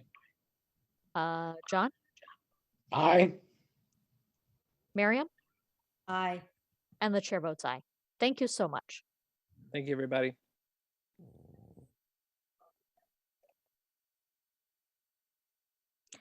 Okay, now to our final agenda item for this evening. It's kind of a 3-parter, so bear with me. We have a couple of board and commission vacancies, and we've had some terrific applicants. So the first one we will be taking up is the Brookline Commission for Women. I can't remember if she interviewed last week or maybe the week before. Very impressive candidate. So I would move approval of the appointment of Neela Kashik to the Commission for Women for a term expiring in 2024. Any questions, comments before I call the roll? Raul. Only to say, it's been a while, but I've tuned into a couple meetings in the past, and the sense that I get is that just a really effective board. And I think at some point in the near future, it'd be helpful to have the chair come and present a little bit about what they've been up to, and for us to learn a little bit more about what their priorities are, so that we can get in sync with them. Excellent. Devin, if you can just put a something for the future meetings list, maybe June, when it's kind of quiet and after town meeting season and budget season. Maybe we'll go down the list and think of other board chairs that we might want to hear from. Thank you. Okay, so the name is on the floor. I will call the roll. All those in favor? Bernard? Aye. Raul? Aye. John? Aye. Miriam? Aye. And the chair votes aye. Indigenous People Celebration Committee. We had an interested candidate a couple weeks ago. So I will move approval of the appointment of Shayna Penna to the Indigenous Peoples Day Celebration Committee for a 3-year term expiring in August 2025. Any discussion, Miriam? I think I missed, did this person interview at the select board meeting I missed? She may have. So I'll. You can, I'll you can abstain. Yeah, abstain. Okay. Uh, all those in favor, Bernard, Aye. Raul, Aye. John, Aye. Miriam, I'll abstain. and the chair votes aye. And then last but certainly not least, the Community Preservation Act, which, oh my God, I will have to chair, I think. So this has just been kind of really difficult for me to try to juggle. So there was I think it was a bylaw that we passed when the CPA was passed by the voters via townwide referendum. And it was to create like who was actually going to serve on the CPA committee. A lot of it is dictated by other board and commissions that have a role to play on this. So the Preservation Commission, Conservation, Housing Advisory Board, Brookline Housing Authority, Parks and Rec, and Planning Board. And then that left us with 3 at-large members. There were a number of people that expressed interest to me directly and through our online portal system. I had Devin reach out to people who contacted me directly. We got a number of applicants. I went through them. And so this is the whole package. I will read the people who were appointed by their respective boards and what that respective board was. And then I will read the name of the 3 at-large members who are getting a 1, 2, or 3-year seat. And before I call the roll, I'll stop for any questions or comments. Okay. So Planning Board has designated Blair Hines. Conservation Commission has designated Samuel Burrington. Housing Advisory Board has designated Jenny Raitt. Brookline Housing Authority has designated Joanne Sullivan. Parks and Recreation Commission has designated Clara Batchelor. Preservation Commission has designated John Spears. Then the 3 at-large seats, David Lescoyer, who was pretty much responsible for the very birth of this idea a number of years ago, for a term expiring in 2023. Nancy Heller for a term expiring in 2024, and Minnie Kalori for a term expiring in 2025. All those in favor? Raul. Couldn't go fast enough to that. You mentioned there would be time for questions. Yes, sorry, yes. That's right. If I remember right, this is also the body where there was a warrant article that that added an additional seat for affordable housing. Who fills that seat? So the additional seat was the Housing Advisory Board, not the Housing Authority itself. Got it. So the Housing Advisory Board has appointed Jenny Raitt. Okay. Second question, are there any people of color on the slate?